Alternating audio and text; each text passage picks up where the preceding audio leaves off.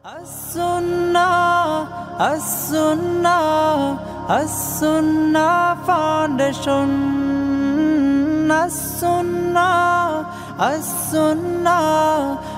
As-Sunnah Foundation. আসসালামু আলাইকুম ওয়া রাহমাতুল্লাহি ওয়া বারাকাতুহু। আলহামদুলিল্লাহ ওয়াসসালাতু ওয়াসসালামু আলা রাসূলিল্লাহ ওয়া আলা আলিহি ওয়া আসহাবিহি ওয়া মান ওয়ালা আম্মা বাদ। সুপ্রিয় দর্শক শ্রোতা ভাই বোন, দেশ কিংবা প্রবাস যে যেখান থেকে দেখছেন, আপনাদের সকলকে সাদর আমন্ত্রণ জানাচ্ছি আস-সুন্নাহ ফাউন্ডেশন স্টুডিও থেকে। আপনারা দেখছেন আস-সুন্নাহ ফাউন্ডেশন আয়োজিত সাপ্তাহিক সরাসরি প্রশ্ন উত্তরমূলক অনুষ্ঠান শরঈ সমাধানের 231তম পর্ব। অন্যান্য দিনের মতো আজও ইনশাআল্লাহ তাআলা আপনাদের সঙ্গে ঘণ্টা ব্যাপী থাকছে এবং আপনাদের করা জীবন জিজ্ঞাসার উত্তর কোরআন এবং হাদিসের আলোকে দেওয়ার চেষ্টা করছি। ওমা তৌফিকি ইল্লা বিল্লাহ। প্রিয় দর্শক, আপনার যে কোনো জীবন ঘনিষ্ঠ প্রশ্ন এই পোস্টের মন্তব্যের ঘরে বাংলায় পরিষ্কার করে লিখুন। আমরা ইনশাআল্লাহ বিদিনিল্লাহ আপনাদের প্রশ্নের যথাযথ উত্তর দেওয়ার আপ্রাণ চেষ্টা অব্যাহত রাখবো ইনশাআল্লাহ তাআলা। যে সমস্ত প্রশ্ন উত্তর একান্ত সময়ের স্বল্পতার কারণে আমরা দিয়ে শেষ করতে পারবো না, সেগুলো রিপ্লাইয়ের মাধ্যমে আমাদের অ্যাডমিনগণ আপনাদেরকে ইনশাআল্লাহ আগামীকাল এবং পরশুদিন অফিস টাইমে দেওয়ার চেষ্টা করবেন। প্রিয় দর্শক, আস-সুন্নাহ ফাউন্ডেশনের অন্যান্য বিভিন্ন কার্যক্রম সম্পর্কে আপনাদেরকে আমরা কোনো আপডেট দেওয়ার মতো থাকলে দিয়ে থাকি। এই সপ্তাহে দেওয়ার মতো খুবই সংক্ষিপ্ত আপডেট হলো, আলহামদুলিল্লাহ এবার আস-সুন্নাহ ফাউন্ডেশনের তরফ থেকে দেশের প্রায় সবগুলো জেলাতে প্রতিটি জেলার একাধিক স্পটে কোরবানি করা হয়েছে এবং 7 শতাধিক গরু এবং ছাগল এবছর কোরবানি করা হয়েছে আলহামদুলিল্লাহ। এবং এই বিপুল পরিমাণ কোরবানি আল্লাহ রাব্বুল আলামিন করার তৌফিক যে আমাদের দিয়েছেন, তার শতভাগই হলো আপনাদের দেওয়া আমানত, যেটি আমরা আদায় করেছি শুধুমাত্র। এমনকি দেশের বাইরের কোনো বিশেষ ফান্ড বা তহবিল এখানে নেই। একেবারে সাধারণ মানুষ, দেশের সর্বস্তরের মানুষের যে আমানত ছিল আমাদের কাছে কোরবানির বিষয়ে, সেগুলো আমরা আলহামদুলিল্লাহ যথাযথভাবে প্রত্যেকটি জায়গায় কোরবানি করার চেষ্টা করেছি এবং আগামী 2-1 দিনের মধ্যে ইনশাআল্লাহ বিদিনিল্লাহ সচিত্র প্রতিবেদন আপনাদের কাছে আমরা আশা করছি পেশ করতে পারবো। এছাড়া আমাদের যাকাতের অর্থে স্বাবলম্বীকরণ প্রকল্প 2024-এর প্রথম কিস্তি সারা দেশব্যাপী চলমান আছে। বেশ কিছু জেলাতে ইতিমধ্যে বন্টন করা শেষ হয়ে গেছে, বাকি জেলাগুলোতে বন্টনের কাজ চলমান আছে। সে বিষয়ে আশা করছি আপনাদেরকে খুব দ্রুতই আমরা শেষ হওয়ার যে প্রতিবেদন সেটি জানাতে পারবো। এবং আস-সুন্নাহ ফাউন্ডেশন মসজিদ কমপ্লেক্সের কাজ সম্পর্কে অনেকে জানতে চান। মসজিদ কমপ্লেক্সের পাইল প্রস্তুত হয়ে কাজ কিছুটা থেমেছিল এবং কয়েকদিনের মধ্যে আবার পুনরায় শুরু হবে ইনশাআল্লাহ। থেমেছিল ডিজাইন সম্পর্কিত একটু জটিলতার কারণে, সেটি নিরসন হয়েছে আলহামদুলিল্লাহ। আশা করছি কয়েকদিনের মধ্যেই আমরা পুরোদমে আবার কাজ শুরু করতে পারবো, আপনাদেরকে যথাসময় আপডেট জানাবো ইনশাআল্লাহ তাআলা। চলুন তাহলে আর দেরি না করে প্রশ্নোত্তর আলোকিত ভ্রমণে আমরা প্রবেশ করি। ইতিমধ্যে আমি দেখতে পাচ্ছি অনেকগুলো প্রশ্ন আমার সামনে আছে। ওয়াহিদুর রহমান, আপনি আমাদের ইউটিউব চ্যানেলে প্রশ্ন করেছেন, উত্তরাধিকার সম্পত্তি বন্টনের সময়সীমা জানতে চাই। অনেকে এটাকে খুব একটা গুরুত্ব দেন না, বন্টন করবে বলে গড়িমসি করে সময় পার করে দেন এবং এতিমের হক ভোগ করতে থাকেন। এই সমস্যাটা আমাদের সমাজে ব্যাপক, আশা করি বিষয়ে কথা বলবেন। ভাই ওয়াহিদুর রহমান, বাবা মা কিংবা ভাই বোন কিংবা স্ত্রী স্বামী যে কোনো ব্যক্তির মৃত্যুর পর তার ওয়ারিসদের কর্তব্য হলো দ্রুততার সাথে মৃত ব্যক্তির কোনো ওসিয়ত থাকলে সেটিকে কার্যকর করা, তার দাফন কাফনের ব্যবস্থা করা এবং তার পরপরই তার উত্তরাধিকার সম্পদ বন্টনের উদ্যোগ নেওয়া। আমাদের দেশে উত্তরাধিকার সম্পদ বছরকে বছর পড়ে থাকে, বন্টন করা হয় না, অবন্টিত থাকে। এটা অনুচিত কাজ। বিশেষ করে এই কাজ থেকে অনেক অন্যায়ের দুয়ার উন্মোচন হয়, কারণ বছরকে বছর যখন সেটি বন্টন হয় না, তখন যাদের গায়ের জোর বেশি থাকে তারা সেগুলোকে দখল করার সুযোগ পায়। যারা দুর্বল তারা আস্তে আস্তে তাদের যে অধিকার সেটি থেকে তারা বঞ্চিত হয়ে যান। তাদের অধিকার থেকে একসময় তাদেরকে পরিপূর্ণ বঞ্চিত করে দেওয়া হয়। এবং বিশেষ করে মৃত ব্যক্তির ওয়ারিসদের মধ্যে কেউ যদি ইয়েতিম থাকে, তাহলে সেক্ষেত্রে ইয়েতিমদের সম্পদ ভক্ষণের যে ভয়াবহতা, কোরআনে যেটাকে নিজের পেটে আগুন প্রবেশ করার সাথে তুলনা করা হয়েছে, সেই অপরাধটি নানাভাবে সংগঠন হয়ে থাকে। আর এই কারণে একজন বিচক্ষণ, একজন দায়িত্বশীল, একজন মুসলমান হিসেবে আমাদের কাজ হবে যে আমাদের প্রিয় কোনো ব্যক্তি যার ওয়ারিস আমরা, আমাদের রক্ত সম্পর্কীয় কোনো ব্যক্তির মৃত্যুর পরপর তার দাফন কাফন, তার ওসিয়তের কার্যকর করার পরপর, ঋণ থাকলে এটা পরিশোধ করার পরপরই দ্রুততার সাথে তার পরিত্যক্ত সম্পদ বন্টন করা। মৃত্যুর পর দ্রুততার সাথে যদি পরিত্যক্ত সম্পদ বন্টন করা হয় তাহলে সেক্ষেত্রে সমাজের এক শ্রেণীর মানুষ বলেন যে লোকটা মরে সারল না, এখনই তার সম্পদ ভাগাভাগিতে লেগে গেছে তার আত্মীয় স্বজনরা। এটাকে সমাজ খারাপ চোখে দেখে। তো সমাজের এই খারাপ চোখে দেখাটাকে আমলে না নিয়ে বরং যত বিলম্ব হবে তত এখানে পরস্পরের অধিকার নষ্ট হওয়ার ব্যাপার থাকবে, সেটি মাথায় রেখে দ্রুততার সাথে এই উত্তরাধিকার সম্পদ বন্টন করাই হলো কর্তব্য। যদি কোনো ফ্যামিলিতে উত্তরাধিকার সম্পদ বন্টন একটু পরে হলেও কেউ কারোর প্রতি কোনো প্রকার হক নষ্ট হওয়ার কোনো আশঙ্কা না থাকে, অথবা এতিম কোনো শিশু না থাকে ওয়ারিসদের মধ্যে, সেরকম কোনো রিস্ক না থাকে, ভাই বোনরা নিজেরা স্বেচ্ছায় তাদের সম্পদগুলোকে যৌথ রেখেছেন এবং তাদের মধ্যে বোঝাপড়া আছে, শরিয়ার নিয়ম অনুযায়ী তারা বাবা মার রেখে যাওয়া সম্পদ বা মৃত ব্যক্তির রেখে যাওয়া সম্পদকে তারা বন্টন করবেন, এখন তার যে লভ্যাংশ বা তা সেখান থেকে প্রাপ্ত যে সম্পদ সেটা তারা বন্টন করছে, এরকম যদি হয় যে তারা তাদের মধ্যে মিউচুয়াল আন্ডারস্ট্যান্ডিং আছে এবং কোনো প্রকার জুলুম কেউ কারোর প্রতি করছে না, শরিয়ার নিয়ম অনুযায়ী করছে, তাহলে সেটা জায়েজ আছে। কিন্তু দীর্ঘদিন পর্যন্ত ফেলে রাখার এই কালচারটা মোটেও ভালো কালচার নয় এবং দ্রুততার সাথে বন্টন করা উচিত। যদিও শরিয়ত এক্ষেত্রে নির্দিষ্ট কোনো সময় বেঁধে দেয়নি যে এতদিনের মধ্যেই বন্টন করতে হবে, তবে যত দ্রুত সম্ভব এগুলো বন্টন করে ফেলাটাই হলো বিধেয় এবং উত্তম। মাহমুদুল হাসান লিখেছেন, রাসেল ভাইপার সাপ নিয়ে ব্যাপক আলোচনা হচ্ছে। বিষধর এই সাপ সম্পর্কে কেউ কেউ বলছেন এগুলো মেরে ফেলা উচিত, কেউ কেউ বলছেন সাপ হত্যা করা উচিত না, কারণ সাপের বিষ দিয়ে ওষুধ তৈরি হয়। প্রশ্ন হলো সাপ হত্যার বিধান কি? দেখুন, যে কোনো জীবজন্তু মানুষের উপদ্রবের কারণ যদি হয় তাহলে সেক্ষেত্রে সেটিকে হত্যা করা শরীয়ী দৃষ্টিকোণ থেকে জায়েজ আছে, না জায়েজ কোনো কাজ নয়। তবে উপদ্রবের কারণ না হলে অযথাই কোনো প্রাণীকে দেখেই হত্যা করতে উদ্যত হওয়া বা হত্যা করতে চাওয়ার ভিতরে কোনো কল্যাণ নিহিত নেই। আমাদের সমাজে অনেকে আছেন বেশ অনেকগুলো প্রাণী দেখলে অযথাই সে প্রাণীকে হত্যা করা বা উত্ত্যক্ত করা, এটা করে মজা নেওয়ার চেষ্টা এক ধরনের মানুষ করে থাকেন, যেটা একেবারে গর্হিত কাজ। প্রত্যেকটা প্রাণীকেই দয়া এবং মায়া দেখানো ইসলামের শিক্ষা। তবে হ্যাঁ, কোনো প্রাণী বিষধর, কোনো প্রাণীর উপদ্রব থেকে আমরা বাঁচতে চাচ্ছি, আমাদের ফসল হানি করছে, আমাদের ডিস্টার্ব করছে নানাভাবে, কষ্টের কারণ হচ্ছে, তাহলে সেক্ষেত্রে সেগুলোকে হত্যা করা সম্পূর্ণ জায়েজ আছে। তারই অংশ হিসাবে বিষধর কোনো সাপ যদি হত্যা করার প্রয়োজন হয়, যেটি আমাকে কামড় দিতে পারবে বা অন্য কাউকে কামড় দিতে পারে বা ক্ষতিগ্রস্ত হওয়ার আশঙ্কা আছে, সেই জায়গা থেকে হত্যা করতে চাইলে সেটি জায়েজ আছে। তবে সাপের অনেক সাপ আছে যে সাপগুলো মূলত জিন সাপের আকৃতি ধরে থাকে, শয়তান সাপের আকৃতি ধারণ কথাও বিভিন্ন হাদিসে বর্ণিত আছে। এক্ষেত্রে যদি সে জিন হয়ে থাকে সে যেন চলে যায়, এই মর্মে 3 বার বলে তারপর যদি তার অনিষ্ট থেকে বাঁচার জন্য হত্যা করার প্রয়োজন হয়, হত্যা করার জায়েজ আছে, সে মর্মে হাদিসে বর্ণনা রয়েছে।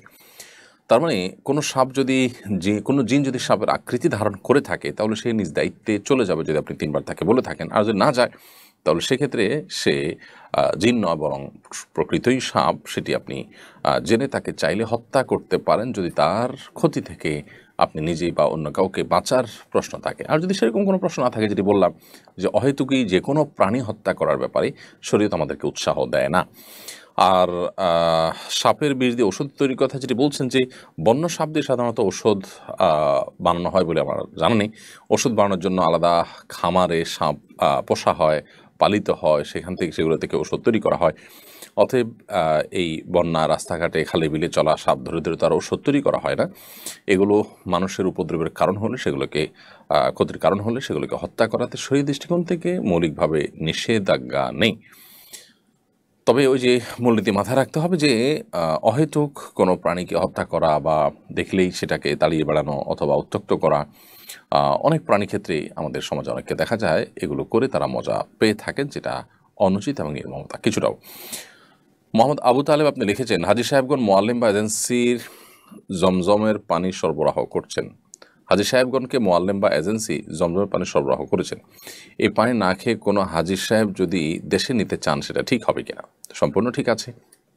কোনো মোয়াল্লিমকে কোনো হাজী সাহেবকে তার মোয়াল্লিম, সৌদি কর্তৃপক্ষ অথবা এজেন্সির তরফ থেকে ছোটো ছোটো জমজলের পানি দেওয়া হলো পান করার জন্য।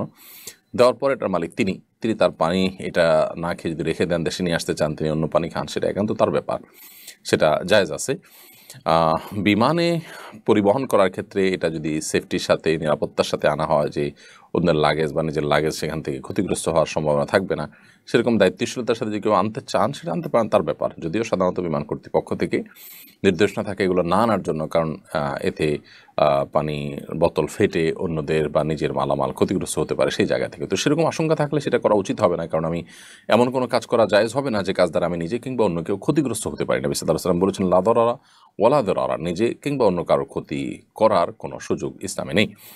অতএব সেটি যদি আশঙ্কা থাকে তাহলে জায়েজ নয়। তবে নিজ দায়িত্বে যদি সেটাকে তিনি খুব ভালোভাবে যথাযথভাবে সংরক্ষণ করে আনেন যে এটি অন্য কারোর বা নিজের কোনো জিনিসপত্র নষ্ট হওয়ার কারণ হবে না, তাহলে সেক্ষেত্রে সেটি নাজায়েজ হওয়ার কোনো কারণ নেই। বিশেষ করে মোয়াল্লিম বা এজেন্সি কিংবা সৌদি গভর্নমেন্ট যে পানি দিয়ে থাকেন হাজিদেরকে রুমে রুমে, হোটেল অনেক সময় ছোটো ছোটো বোতল সরবরাহ করেন, সব ক্ষেত্রে দেয় যে সবাই তাও না, যদি এরকম দিয়ে থাকেন তাহলে সেক্ষেত্রে সেটা আপনি নিয়ে আসাটা একান্ত আপনার ব্যক্তিগত বিষয়, নাজায়েজ নয়। তামান্না চাঁদনি আপনি লিখেছেন, আমার পরিবারের কাউকে না জানিয়ে বিয়ে করেছে, এজন্য আব্বু তাকে ঘর থেকে বের করে দিয়েছেন। এই পরিস্থিতিতে আব্বুর আসলে কি করা উচিত ছিল? আপনি প্রশ্নটা সম্ভবত কিছুটা কোনো শব্দ বা কোনো কিছু অংশ বাদ পড়েছে। আমার পরিবারের কাউকে না জানিয়ে বিয়ে করেছেন, কে? আপনার বোন কিংবা ভাই কেউ আপনার পরিবারের কাউকে না জানিয়ে বিয়ে করেছেন, এজন্য আপনার বাবা তাকে ঘর থেকে বের করে দিয়েছেন। ব্যাপারটা যদি এরকম হয় তাহলে আমি বলবো যে বাবার কি করা উচিত ছিল এটি নির্ভর করে যে আসলে ঘটনা কি ঘটেছে তার উপরে। যদি সন্তানদেরকেও বাবা মাকে না জানিয়ে বিয়ে করেছে এবং বিয়ে করা তাদের জন্য জরুরি ছিল না, এবং আজকাল যে বিবাহ বহির্ভূত অবৈধ সম্পর্ক হয়ে থাকে, হারাম রিলেশন হয়ে থাকে, সে হারাম রিলেশনটাই চূড়ান্ত রূপ নিয়ে বিয়ে পর্যন্ত ঠেকেছে, অথচ এটি অপাত্রে হয়েছে এবং যথাযথ জায়গায় হয়নি, এবং আপনার এমন কাজ করে বসেছে সন্তান যেটি আসলে কোনোভাবেই তার ফ্যামিলির সাথে যায় না, অথবা দিনদারিতার ক্ষেত্রে ঘাটতি আছে, অর্থাৎ যৌক্তিক কোনো গ্রাউন্ড যদি থাকে এক্ষেত্রে, তাহলে বাবা মার আপত্তি করার স্কোপ আছে। কুফু বা সামঞ্জস্য বিয়ের ক্ষেত্রে রক্ষা করাটা সুন্নাহ। যদি কুফু বা সামঞ্জস্য এটি রক্ষা না করা হয় তাহলে সেক্ষেত্রে অভিভাবকদের সেখানে আপত্তি তোলার শরীয়ী দৃষ্টিকোণ থেকে সুযোগ এবং অধিকার রয়েছে। সেই জায়গা থেকে বাবা কিন্তু আপত্তি তুলতে পারেন সন্তানের বিয়ের ক্ষেত্রে, এরকম বিয়ের ক্ষেত্রে। আর যদি সেরকমটি না থাকে তাহলে সেক্ষেত্রে বাবার আপত্তি তোলা উচিত নয়। কারণ হলো সন্তান বিয়ে করেছে, যদি অভিভাবকের মাধ্যমে বিয়ে করাই হলো উচিত। আল্লাহ সুবহানাহু ওয়া তাআলা কোরআনে কারিমে অভিভাবকদেরকে নির্দেশ করেছেন, ওয়ানকিহুল আয়ামাকুম সালিহিনা মিন ইবাদিকুম ওয়া ইমামিকুম, তোমরা তোমাদের অধীনস্থদের বিয়ে দাও। এটা অভিভাবকদেরকে আল্লাহ নির্দেশ করেছেন। অতএব এটি অভিভাবকদের কর্তব্য। হ্যাঁ, কোনো অভিভাবক দেরি করেছেন, সময় পার করেছেন, দিচ্ছেন না, গড়িমসি করছেন, তার দিনের বুঝ নেই, তাহলে সেক্ষেত্রে সন্তান নিজ উদ্যোগে বিয়ে করার জন্য তিনি সচেষ্ট হতেই পারেন। বিশেষ করে ছেলে সন্তান হয়তো নিজের উদ্যোগে করতেই পারেন সবার মতে, আর মেয়ে সন্তান হলে হানায় মাঝাব অনুযায়ী প্রাপ্তবয়স্ক হলে নিজে করতে পারেন। তবে সর্বাবস্থা অভিভাবকদের মাধ্যমে এটি করাটা হলো উত্তম এবং উচিত, এবং শরিয়া সেই নির্দেশনাটাই করে। এখন সন্তান কোনো কারণে সেটি যদি ভায়োলেশন করে তাহলে যথাযথ পাত্রে মোটামুটি হয়েছে, একেবারে গাছে মাছে হয়নি, বা অনেক বেশি আপনার আকাশ পাতাল ব্যবধান হয়নি, অসামঞ্জস্য হয়নি, এরকম যদি হয় তাহলে সেক্ষেত্রে আমার মেনে নেওয়াটাই হলো উচিত, যদিও সন্তান ভুল করেছে তাকে সংশোধনে দিয়ে। অতএব এই বিষয়গুলোতে আসলে কি ঘটেছে, অ্যাকচুয়াল ঘটনা কি সেটা উল্লেখ করে তারপরে প্রশ্ন করলে আমরা যথাযথ উত্তর একেবারে টু দ্য পয়েন্টে দেওয়াটা সহজ হয়। আব্দুল্লাহ নোমান আপনি লিখেছেন, কোরবানির পর দিন ঢাকায় দেখা যায় ফকিরেরা কোরবানির দিন প্রাপ্ত কোরবানির মাংস বিক্রি করে থাকেন। গরিবেরা কোরবানির মাংস পাওয়ার পর বিক্রি করে দিলে কোরবানিতে তার কোরবানির কোনো ক্ষতি হবে কিনা?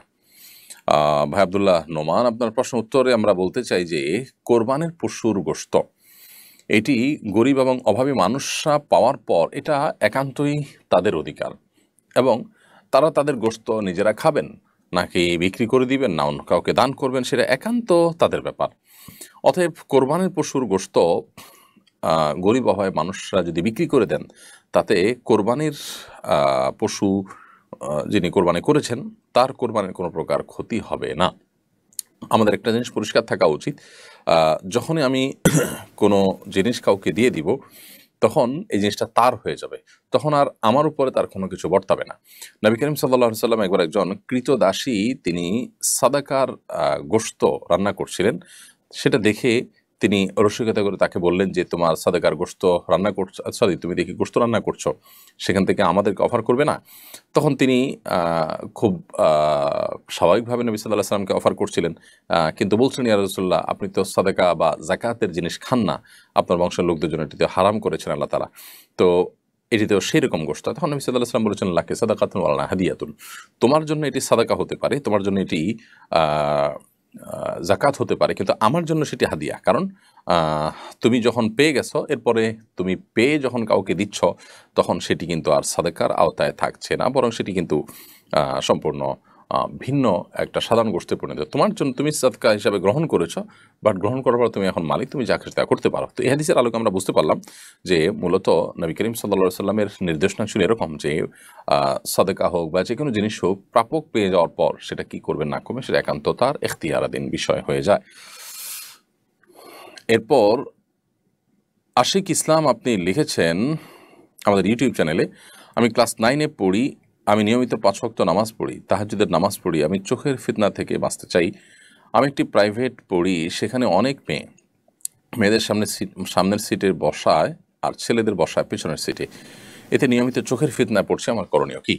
ভাই আশিক ইসলাম, আল্লাহ রাব্বুল আলামিন আপনাকে এ ধরনের ফিতনা থেকে হেফাজতে রাখুন। বিশেষ করে মেয়েদের যে ফিতনা, অর্থাৎ মেয়েদের সৌন্দর্য, রূপ, লাবণ্য ইত্যাদিতে আসক্ত হয়ে ভুল সিদ্ধান্ত নেওয়া কিংবা গুনাহে লিপ্ত হয়ে যাওয়ার যে একটা আশঙ্কা রয়েছে, এই ফিতনাটা পুরুষদের জন্য খুবই জটিল এবং কঠিন ফিতনা। নবী করিম সাল্লাল্লাহু আলাইহি ওয়াসাল্লাম বলেছেন, আমার পরে পুরুষদের জন্য এই ফিতনার চাইতে বড় কোনো ফিতনা আমি রেখে যাইনি, যে ফিতনা পুরুষদেরকে সবচেয়ে বেশি কাবু করে ফেলতে পারে এবং দুর্বল করে ফেলতে পারে। অহরহ অনেক ঘটনা সেগুলোকে প্রমাণ করে।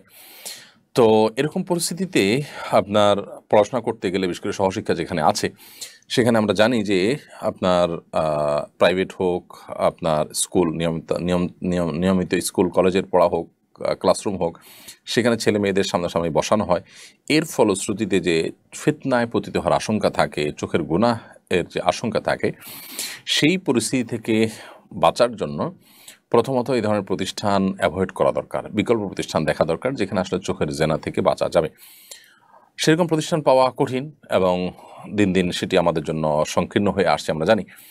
যদি সম্ভব হয় তাহলে সেক্ষেত্রে সেটি করতে হবে, আর যদি সম্ভব না হয় তাহলে সেক্ষেত্রে নিজেকে সর্বোচ্চ চেষ্টা করে বাঁচানোর চেষ্টা অব্যাহত রাখতে হবে, অর্থাৎ নিজের নজরকে হেফাজত করতে হবে যাতে করে কোনোভাবে পরনারীর দিকে দৃষ্টিপাত না হয়। এবং যদি নিয়মিত চোখের জেনা হতে থাকে, নিজে গুনাহগার হতে থাকেন, তাহলে এই শিক্ষা অর্জন করা কোনো মুসলমানের জন্য জায়েজ নয়, যে শিক্ষা তাকে প্রতিদিন গুনাহে লিপ্ত করায় এবং তাকে এই ফিতনা পতিত করায়। এজন্য এ ধরনের পরিস্থিতিতে আমাদেরকে কখনো কখনো হার্ড ডিসিশন নিতে হতে পারে, কারণ দিন শেষে আমার তাকওয়া, আমার ঈমান, আমার দিনদারিতা, আমার আল্লাহ ভীরুতা, আমার গুনাহ থেকে মুক্ত থাকার বিষয়গুলো, এগুলো আমার অ্যাসেট এবং সম্পদ হিসাবে থাকবে। একমাত্র সেগুলো যদি নষ্ট হয়ে যায় তাহলে ইমানদারের কাছে এই পড়াশোনা বা এই কাজকর্ম, এগুলোর এই ক্যারিয়ারের কোনো মূল্য থাকতে পারে না। যে আখিরাতের প্রতি বিশ্বাস করে না, অনন্ত অসীমকালের জীবনের জান্নাত কিংবা জাহান্নামে বিশ্বাস যার নাই, তার কথা ভিন্ন। যেটা বিশ্বাস করে সে নিজেকে অনন্ত অসীমকালের ক্ষতির মুখোমুখি করে খুব সীমিত সময়ের, সীমিত কিছু বছরের সুখ শান্তি, তাও সেটা সম্ভাবনা আছে নাও হতে পারে, এরকম একটা বিষয়ের বিনিময়ে সে নিজের অনন্তকালের দুঃখকে কখনো নিজের করে নিতে পারে না। সেজন্য এ ধরনের পরিস্থিতিতে আমাদের সর্বোচ্চ তাকওয়ার পরিচয় দিতে হবে। আল্লাহ তাআলা আমাদেরকে তৌফিক দান করুন। জিয়াদ লিখেছেন, হজ থেকে ফেরার পর 40 দিন নাকি দোয়া কবুল হয়, এটা কি সত্য? হজ থেকে ফেরার পর হাজী সাহেবদের 40 দিন পর্যন্ত দোয়া কবুল হয় মর্মে একটি কথা আমাদের সমাজে প্রচলিত আছে। বিষয়ে আমরা এর আগেও বারবার বিভিন্ন জায়গায় প্রশ্ন উত্তর দিয়েছি। মূলত এরকম কোনো কথা কোরআন অথবা হাদিসের কোথাও পাওয়া যায় না যে হাজী সাহেবগণ হজ থেকে ফিরে আসার পর 40 দিন পর্যন্ত তাদের দোয়া কবুল হতে থাকে। তবে হ্যাঁ, এটা ঠিক যে হাজী সাহেবগণ যখন হজ থেকে ফিরে আসেন তখন তাদেরকে ইস্তেকবাল করা, তাদেরকে অভ্যর্থনা জানানো, তাদেরকে ওয়েলকাম করা, তাদেরকে এগিয়ে আনা এবং তাদের কাছে দোয়ার জন্য যাওয়া, এগুলো সালাফের আমল থেকে প্রমাণিত, স্বয়ং নবী করিম সাল্লাল্লাহু আলাইহি ওয়াসাল্লাম থেকেও প্রমাণিত। নবী করিম সাল্লাল্লাহু আলাইহি ওয়াসাল্লাম যখন হজ করে ফিরে এসেছেন, সাহাবীদের কেউ কেউ তাকে অভ্যর্থনা জানিয়েছেন, তার সাথে সাক্ষাৎ করেছেন, এগুলোকে নবী সাল্লাল্লাহু আলাইহি সাল্লাম ডিনাই করেননি। এখান থেকে বোঝা যায় যে হজ থেকে ফিরে আসা মানুষ তিনি যদি সঠিক পদ্ধতিতে মাবরুর হজ করে থাকেন তাহলে আল্লাহ তাআলা তাকে নিষ্পাপত্য দান করেছেন। তিনি অনেক ইবাদতের তৌফিক পেয়েছেন, কষ্টসাধ্য ইবাদত করেছেন, ইসলামের একটা গুরুত্বপূর্ণ রোকন সম্পাদন করে এসেছেন। তো এই জায়গা থেকে তাকে অভ্যর্থনা জানানো বা তাকে অগ্রসর করে নিয়ে আসা বা তার কাছ থেকে দোয়া চাওয়া, এই জিনিসগুলো মৌলিকভাবে কোরআন এবং হাদিসের আলোকে নিষিদ্ধ কোনো বিষয় না, এবং সালাফের আমল দ্বারা এটি অনুমোদিত একটি জায়েজ বিষয় প্রমাণিত হয়। তবে 40 দিন পর্যন্ত এরকম দিন ফিক্স করে এতদিন পর্যন্ত তার দোয়া কবুল হয় এরকম কোনো কথা কোরআন হাদিসে কিন্তু বলা নেই। জাহিদুল ইসলাম আপনি লিখেছেন, তরুণদের মধ্যে ক্যারিয়ার নিয়ে হতাশা দিন দিন বেড়েই চলেছে। হতাশার বাই প্রোডাক্ট আত্মহত্যা, কিভাবে হতাশা বা খারাপ দুশ্চিন্তা থেকে মুক্ত থাকব? হতাশা থেকে মুক্তির কোনো আমল আছে কিনা? ভাই জাহিদুল ইসলাম, হতাশা বেড়ে চলেছে, অথচ আমাদের সুখের উপকরণগুলোও দিন দিন আমাদের হাতের নাগালে আসছে এবং বৃদ্ধি পাচ্ছে। অর্থাৎ একদিকে আমরা দেখতে পাচ্ছি যে অবকাঠামোগত এবং অন্যান্য দিক থেকে উন্নতি অগ্রগতি হচ্ছে, আবার অপরদিকে মানুষের মধ্যে হতাশা এবং ডিপ্রেশনের পরিমাণও বাড়ছে। এর কারণ কি? এর অন্যতম প্রধান কারণ হলো মানুষের ভিতরে আখিরাতমুখিতা কমে যাওয়া। একজন মানুষ যখন আখিরাতমুখী থাকেন, একজন মানুষ যখন আখিরাতে বিশ্বাসী থাকেন, তখন হতাশা তাকে কোনো অবস্থাতে গ্রাস করতে পারে না। কারণ আল্লাহ সুবহানাহু ওয়া তাআলা বলেছেন, ওয়ালা ইয়াইআস মির রাউহিল্লাহি ইল্লাল কওমুল কাফিরুন। কোনো পরিস্থিতিতে আল্লাহর রহমতের আশা ছেড়ে দেওয়া, ডিপ্রেসড হয়ে যাওয়া, এটা কাফির ছাড়া কারোর সাথে মানায় না, কারোর সাথে যায় না। এটা অর্থাৎ ইমানদারদের সাথে এটা শোভনীয় নয়। কারণ ইমানদার তিনি তো সর্বাবস্থা আল্লাহর প্রতি ভরসা রাখবেন। তার যে দুনিয়া সব শেষ হয়ে যায়, কিছু আসে জানা যে তার আখিরাতটা ঠিক থাকে। অতএব এটি দৃষ্টিভঙ্গির ব্যাপার। যার কাছে আখিরাতের কোনো মূল্য নেই, যার কাছে দুনিয়াই সব কিছু, তার দুনিয়ার কোনো কিছু যখন হাতছাড়া হয়ে যাবে, দুনিয়ার সব কিছুতে ব্যাটেবল হবে না, তখন সে ডিপ্রেসড হয়ে যাবে। আপনি দেখুন পশ্চিমা পৃথিবীতে, পশ্চিমা দুনিয়াতে বা পৃথিবীর উন্নত দেশগুলোতে তাদের উন্নতি অগ্রগতির যে প্যারামিটারগুলো আছে, সবগুলো প্যারামিটারে তারা এগিয়ে আছে। এরপরও তাদের মধ্যে সর্বস্তরের মানুষ, বিশেষ করে কিশোরদের মধ্যে পর্যন্ত ডিপ্রেশন এবং হতাশার পরিমাণ দিন দিন ভয়াবহ আকারে বেড়ে চলছে। আত্মহননের পথে পা বাড়ানোর সংখ্যা প্রতিনিয়ত তরতর করে বাড়ছে এবং ভয়াবহ আকার এবং রূপ ধারণ করছে। অনেক দেশে সরকার বাধ্য হয়ে আত্মহত্যার বৈধতা দিয়ে দিচ্ছে, যে কেউ চাইলে আত্মহত্যা করতে পারেন যথাযথ নিয়মে। তো এই যে ব্যাপারগুলো, এগুলো থেকে প্রমাণিত হয় যে আসলে জাগতিক যত উন্নতি হোক না কেন, এগুলো মানুষকে আসলে প্রকৃত অর্থে যে প্রশান্তি, মানসিক সুখ, সেটি আসলে দান করে না। আর মানসিক সুখ যদি না থাকে, তাহলে সুখের সমস্ত উপকরণ থেকেও আসলে 2 পয়সার কোনো মূল্য নেই। গোটা পৃথিবীর শান্তির পথে, মানসিক প্রশান্তির পথে আসার মূল মন্ত্রই হলো আল্লাহর প্রতি ঈমান, আখিরাতের প্রতি ঈমান। এবং আখিরাতের প্রতি ঈমান যত বেশি সুদৃঢ় থাকবে, আল্লাহর প্রতি ঈমান যত সুদৃঢ় থাকবে, হতাশা তত দ্রুততার সাথে মানুষ থেকে কেটে যাবে। অতএব ঈমানদারের কাছে ক্যারিয়ারের চাইতে গুরুত্বপূর্ণ তার আখিরাত। ঈমানদারের কাছে দুনিয়ার যে কোনো উন্নতি অগ্রগতির চাইতে অনেক বেশি গুরুত্বপূর্ণ তার আখিরাতের উন্নতি অগ্রগতি। অতএব সেই দৃষ্টিভঙ্গি যখন আমরা লালন করব বা সেই দৃষ্টি থেকে যখন আমরা বিবেচনা করব, তখন আমাদের কাছে হতাশা আর খুব একটা স্থান পাওয়ার কথা নয়। তারপরও নবী করিম সাল্লাল্লাহু আলাইহি সাল্লামের শেখানো দোয়া আমরা আমল করতে পারি যদি কখনো আমাদের কোনো ক্ষেত্রে দুশ্চিন্তা ঝেঁকে বসে। আল্লাহুম্মা ইন্নী আউযু বিকা মিনাল হাম্মি ওয়াল হাযান। আল্লাহ আপনার কাছে দুশ্চিন্তা এবং পেরেশানি থেকে আমরা পানা চাই, মুক্তি চাই, এগুলো যেন আমাদেরকে গ্রাস না করে। ওয়া আউযু বিকা মিনাল আজজি ওয়াল কাসাল। আপনার কাছে আমরা অক্ষমতা এবং অলসতা থেকে পানা চাই। ওয়া আউযু বিকা মিন গালাবাতিদ দাইনি ওয়া কাহরির রিজাল। এবং আপনার কাছে আমাদের ঋণের বোঝা ভারী হয়ে যাওয়া থেকে, কিংবা মানুষ আমাদের উপরে চড়াও হোক, এরকম কোনো পরিস্থিতি থেকে আমরা আপনার কাছে পানা চাই, মুক্তি চাই। এরকম দোয়া আমরা পাঠ করতে পারি। আল্লাহুম্মা ইন্নী আউযু বিকা মিনাল হাম্মি ওয়াল হাযান ওয়া আউযু বিকা মিনাল আজজি ওয়াল কাসাল ওয়া আউযু বিকা মিন গালাবাতিদ দাইনি ওয়া কাহরির রিজাল। মনসুর হক আপনি লিখেছেন, শরীয়তপুরের জাজিরা উপজেলার পালেরচর ইউনিয়নের দড়িকান্দি উচ্চ বিদ্যালয় মাঠে আলাদা 2টি প্যান্ডেল করে ঈদের নামাজ আদায় করতে দেখা গেছে মুসল্লিদের। বংশগত দ্বন্দ্বের জেরে এই ঘটনা ঘটেছে। একই মাঠে একই সময়ে আলাদা সমাজের আলাদা ঈদের জামাত করা সম্পর্কে ইসলাম কি বলে? ইসলামের শরীয়তের দৃষ্টিকোণ থেকে অবশ্যই এটি একটি গর্হিত কাজ, গ্রহণযোগ্য কোনো কাজ নয়। এটি একটি নাজায়েজ কাজ হয়েছে। কারণ একই মাঠে একাধিক ঈদের জামাতের যে মূল স্পিরিট, ঈদের জামাতের যে মূল লক্ষ্য উদ্দেশ্য, সেটাকে ব্যাহত করেছে। জামাত শব্দের অর্থই হলো একত্র করা। জামাতের উদ্দেশ্য যেহেতু মানুষকে একত্র করা, যদি কোনো জামাত মানুষকে আরও বিচ্ছিন্ন করে, তাহলে বুঝতে হবে যে সেটি জামাতের লক্ষ্য এবং উদ্দেশ্য, যেটি জামাতের সাথে সালাত আদায় করার যে আসল টার্গেট, সেটিকে স্পর্শ করতে পারেনি, বরং সেটি নষ্ট হয়েছে, যার কারণে কাজটি অন্যায়। আমাদের দেশে অনেক মসজিদ ভেঙে আরেকটা মসজিদ হয়, মসজিদ কর্তৃপক্ষের মধ্যে পারস্পরিক মনোমালিন্য হলে তারা আরেকটা মসজিদ করেন ভেঙে। এই কাজগুলো কখনো প্রশংসনীয় কাজ হয় না, বিশেষ করে যখন সেগুলো ব্যক্তিগত দ্বন্দ্ব থেকে হয়। ব্যক্তিগত দ্বন্দ্বটাকে শয়তান সেটাকে দিনী বিষয়ে পরিণত করে, যত দিনী বিষয় হোক না কেন। যদি এমন হয় যে কোনো মসজিদ কর্তৃপক্ষ শিরকে লিপ্ত হয়ে গেছেন, কুফরে আকবর লিপ্ত হয়ে গেছেন, ইসলামের গণ্ডিতে খারিজ হয়ে গেছেন, এরকম কিছু ঘটে গেছে, তাহলে সে ভিন্ন কথা। কিন্তু এরকম কিছু হয়নি। কোনো বিষয়ে হয়তো কেউ অর্থ তসরুপ করছেন, হয়তো কেউ আপনার মতে কোনো ভুল কাজ করছেন, স্বেচ্ছাচারিতা করছেন, তো আপনি সবর করবেন। এর জন্য মুসলমানদের সেই জামাতটাকে ভেঙে দুই টুকরা করার কোনো সুযোগ নেই।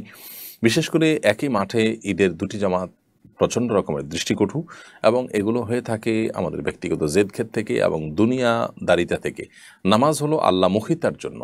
সেই নামাজ পড়তে গিয়েও যদি আমরা আমাদের ব্যক্তিগত যে সমস্ত ইগো আছে সেগুলো যদি আমাদের কাছে বড় হয় এবং সেগুলো যদি আমরা পরিচালিত হই, এবং আমাদের ব্যক্তিগত যে দ্বন্দ্বগুলো আছে এবং বংশগত দ্বন্দ্বগুলো আছে সেগুলোর কারণে ঈদের জামাত যদি আমরা দুই টুকরা করে ফেলি, অবশ্যই সেটি গুনাহের কথা। যারা এটি করেছেন তারা একটা মন্দ দৃষ্টান্ত স্থাপন করেছেন। আল্লাহ তাদেরকে হেদায়েত দান করুন, আমরা দোয়া করি। যদি কোনো কারণে কোনো জায়গায় কারো সালাত আদায় করতে অসুবিধা হয়, তিনি প্রয়োজন অন্য কোথাও চলে যাবেন, কিন্তু কোনো অবস্থাতেই আরেকটি জামাত প্রতিষ্ঠিত করা উচিত নয়। সেলিনা বেগম আমাদের ইউটিউব চ্যানেলে আপনি লিখেছেন, আমার স্বামী কোনো কাজ করতে চায় না, আমি একটা জব করি, সে বসে বসে খায় আর আমার সাথে ঝগড়া করে। কোরআন সুন্নাহর আলোকে স্বামী স্ত্রীর পারস্পরিক দায়িত্ব অধিকার সম্পর্কে আলোচনা করবেন, আর এক্ষেত্রে আমার করণীয় কি পরামর্শ দিয়ে বাধিত করবেন। বোন সেলিনা বেগম, আপনি নিজে জব করছেন, যদি আপনি শরিয়ার সীমানার মধ্যে থেকে জব করে থাকেন তো সেটা আপনার জন্য তো জায়েজ আছে।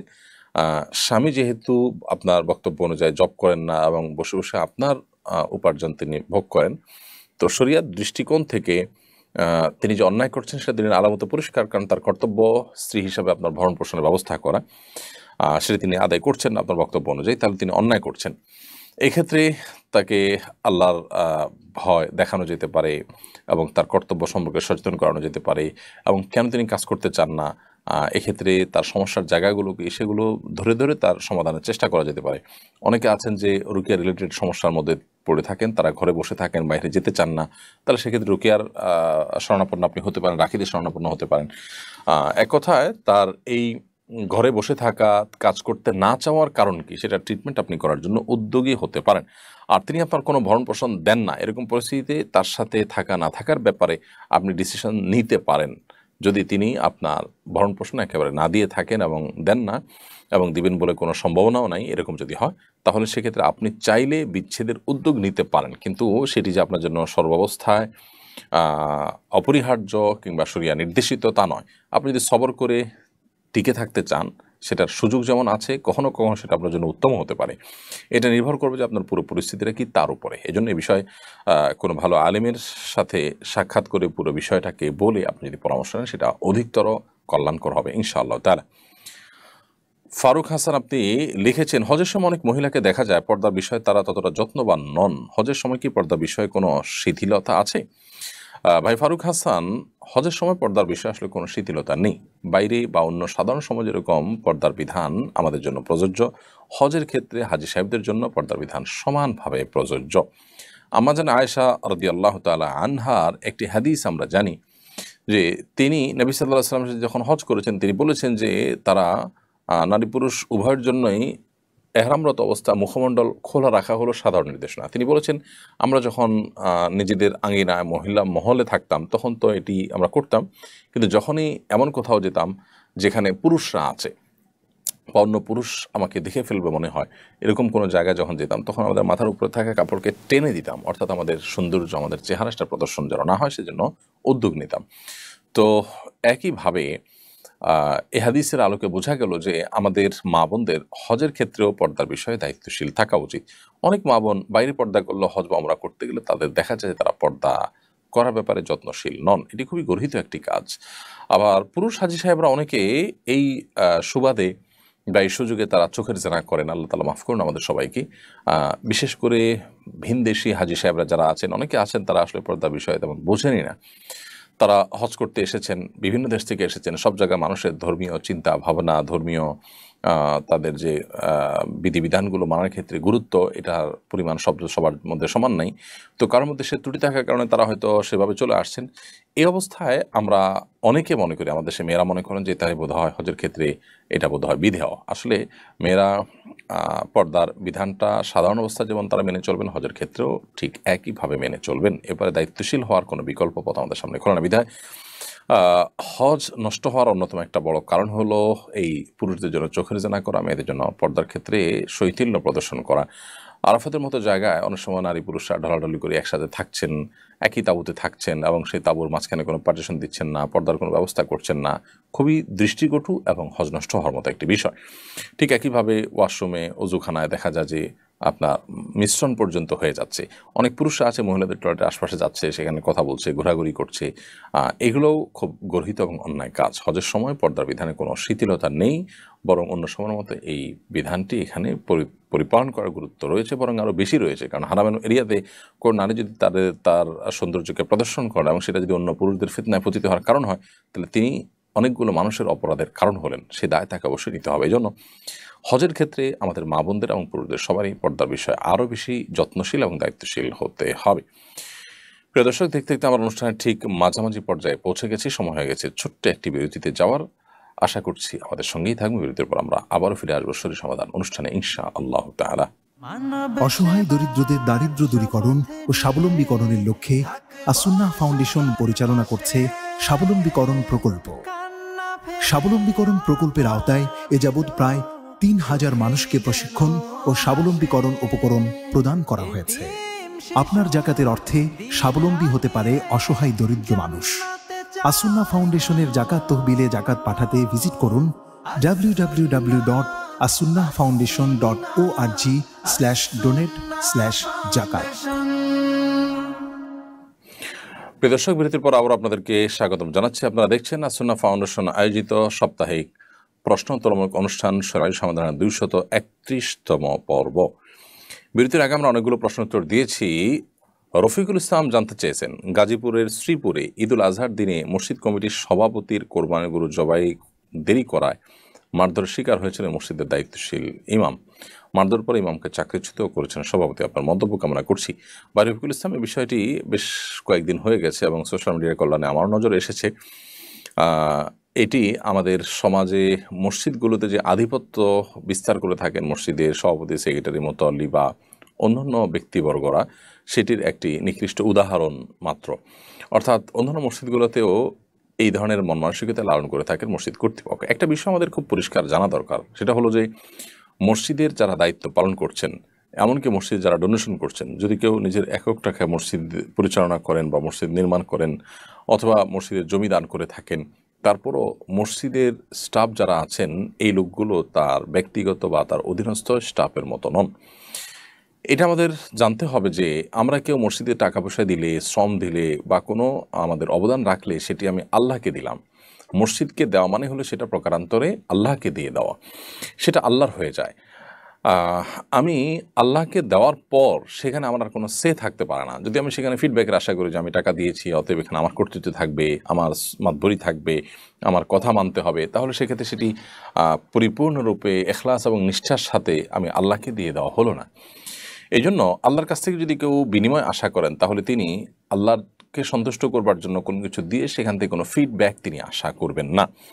এখন সভাপতি সাহেব, সেক্রেটারি সাহেব তারা যে মনে করেন যে মসজিদের ইমাম সাহেব, মুয়াজ্জিন সাহেব তার ব্যক্তিগত কর্মচারীর মতো, তার কথা উঠবেন বসবেন এবং তাদের সাথে সেরকম আচরণ করেন, সেরকম ট্রিট করেন এবং দুঃখিত গরু জবাই করা, কোরবানির বা অন্যান্য কাজে তাকে প্রায়োরিটি দিতে হবে, এরকমটি যদি তিনি মনে করেন, তাহলে সেক্ষেত্রে তিনি মসজিদের খেদমত করছেন না। এটা তার অন্য 10টি ব্যবসার মতো একটা ব্যবসার কাজে পরিণত করছেন সেটিকে। আর মসজিদকে যদি সেই কাজে পরিণত করেন, তাহলে সেক্ষেত্রে সবের চাইতে মসজিদের খেদমত করে তিনি আরও গুনাহগার হবেন বেশি। তো এই ধরনের স্বেচ্ছাচারী মনোভাব যাদের আছে, তারা আসলে আল্লাহর ঘরের দায়িত্ব পালন করার জন্য উপযুক্ত ব্যক্তি নন। আমাদের সমাজের ভালো এবং আপনার দায়িত্বশীল মানুষ, দায়িত্ববান মানুষ, নেককার মুত্তাকি মানুষগুলোকে খুঁজে খুঁজে মসজিদের দায়িত্ব দেওয়া হয় না সচরাচর। বরং দায়িত্ব দেওয়াই হয় এই সমস্ত ব্যক্তিদেরকে যাদের টাকা আছে, যাদের পেশি শক্তি আছে ইত্যাদি। তো মসজিদগুলোতে অন্তত এই ধরনের স্বেচ্ছাচারিতা বা এই ধরনের আপনার মাতবরি সর্দারি করা মানসিকতা কোনো অবস্থাতে গ্রহণযোগ্য নয়। এরকম মানসিকতা পালনকারীদেরকে মসজিদের দায়িত্ব দেওয়া উচিত নয়। আমাদের প্রত্যেকটা এলাকার মানুষের দায়িত্বশীল আচরণ করা উচিত এক্ষেত্রে, যে মসজিদ কমিটিতে তাদেরকে রাখা হবে যে মানুষগুলো নামাজি, যে মানুষগুলো মসজিদ কমিটিতে থাকার সুযোগ রয়েছে, অধিকার রয়েছে বা যোগ্যতা রয়েছে, বিশেষ করে তারা সৎ হবেন ব্যক্তিগত জীবনে, আল্লাহ ভীরু হবেন, মুত্তাকি হবেন। আল্লাহ বলেছেন ইন্নামা ইয়ামুরু মাসাজিদ আল্লাহি মান আমানা বিল্লাহি ওয়াল ইয়াউমিল আখির ওয়া আকামাস সালাতা ওয়া আতাজ যাকাতা ওয়া লাম ইয়াখশা ইল্লাল্লাহ। নিশ্চয়ই আল্লাহর ঘর আবাদ করবেন বা করেন সে সমস্ত মানুষেরা যারা আল্লাহর প্রতি ঈমান আনেন, আখিরাতের প্রতি ঈমান আনেন এবং পাঁচ ওয়াক্ত সালাত আদায় করেন, যাকাত আদায় করেন এবং আল্লাহ ছাড়া কাউকে পরোয়া করেন না। তো এই মানুষগুলো মূলত আল্লাহর ঘরের দায়িত্ব পালন করবেন, ঘরের আবাদের দায়িত্বে নিয়োজিত থাকবেন। অতএব যেই মসজিদ কমিটির সভাপতি ইমামের গায়ে হাত তুলেছেন এবং তার কোরবানি দেরিতে করার কারণে ইমামকে চাকরিচ্যুত করেছেন, ওই সভাপতিকেই মসজিদ থেকে বাদ দেওয়া এলাকার মুসল্লিদের কর্তব্যের মধ্যে পড়ে এবং ইমামের সাথে এ ধরনের আচরণকারী ব্যক্তির তওবা করা উচিত, আল্লাহকে ভয় করা উচিত, তিনি তার ফিরে আসা উচিত এই সমস্ত এই অহংকারী আচরণ থেকে। তা না হলে তিনি আল্লাহর আযাবকে কোনোভাবে এড়াতে পারবে বলে আমার মনে হয় না। আল্লাহ তারা একমাত্র ভালো জানেন এই বিষয়ে। সিকদার এমডি জাহাঙ্গীর, আপনি আমাদের ইউটিউব চ্যানেলে লিখেছেন, আমার বেডরুমের দেওয়ালে আয়াতুল কুরসি এবং আল্লাহ ও মুহাম্মদের নাম অঙ্কিত বিভিন্ন ওয়ালমেট লাগানো আছে।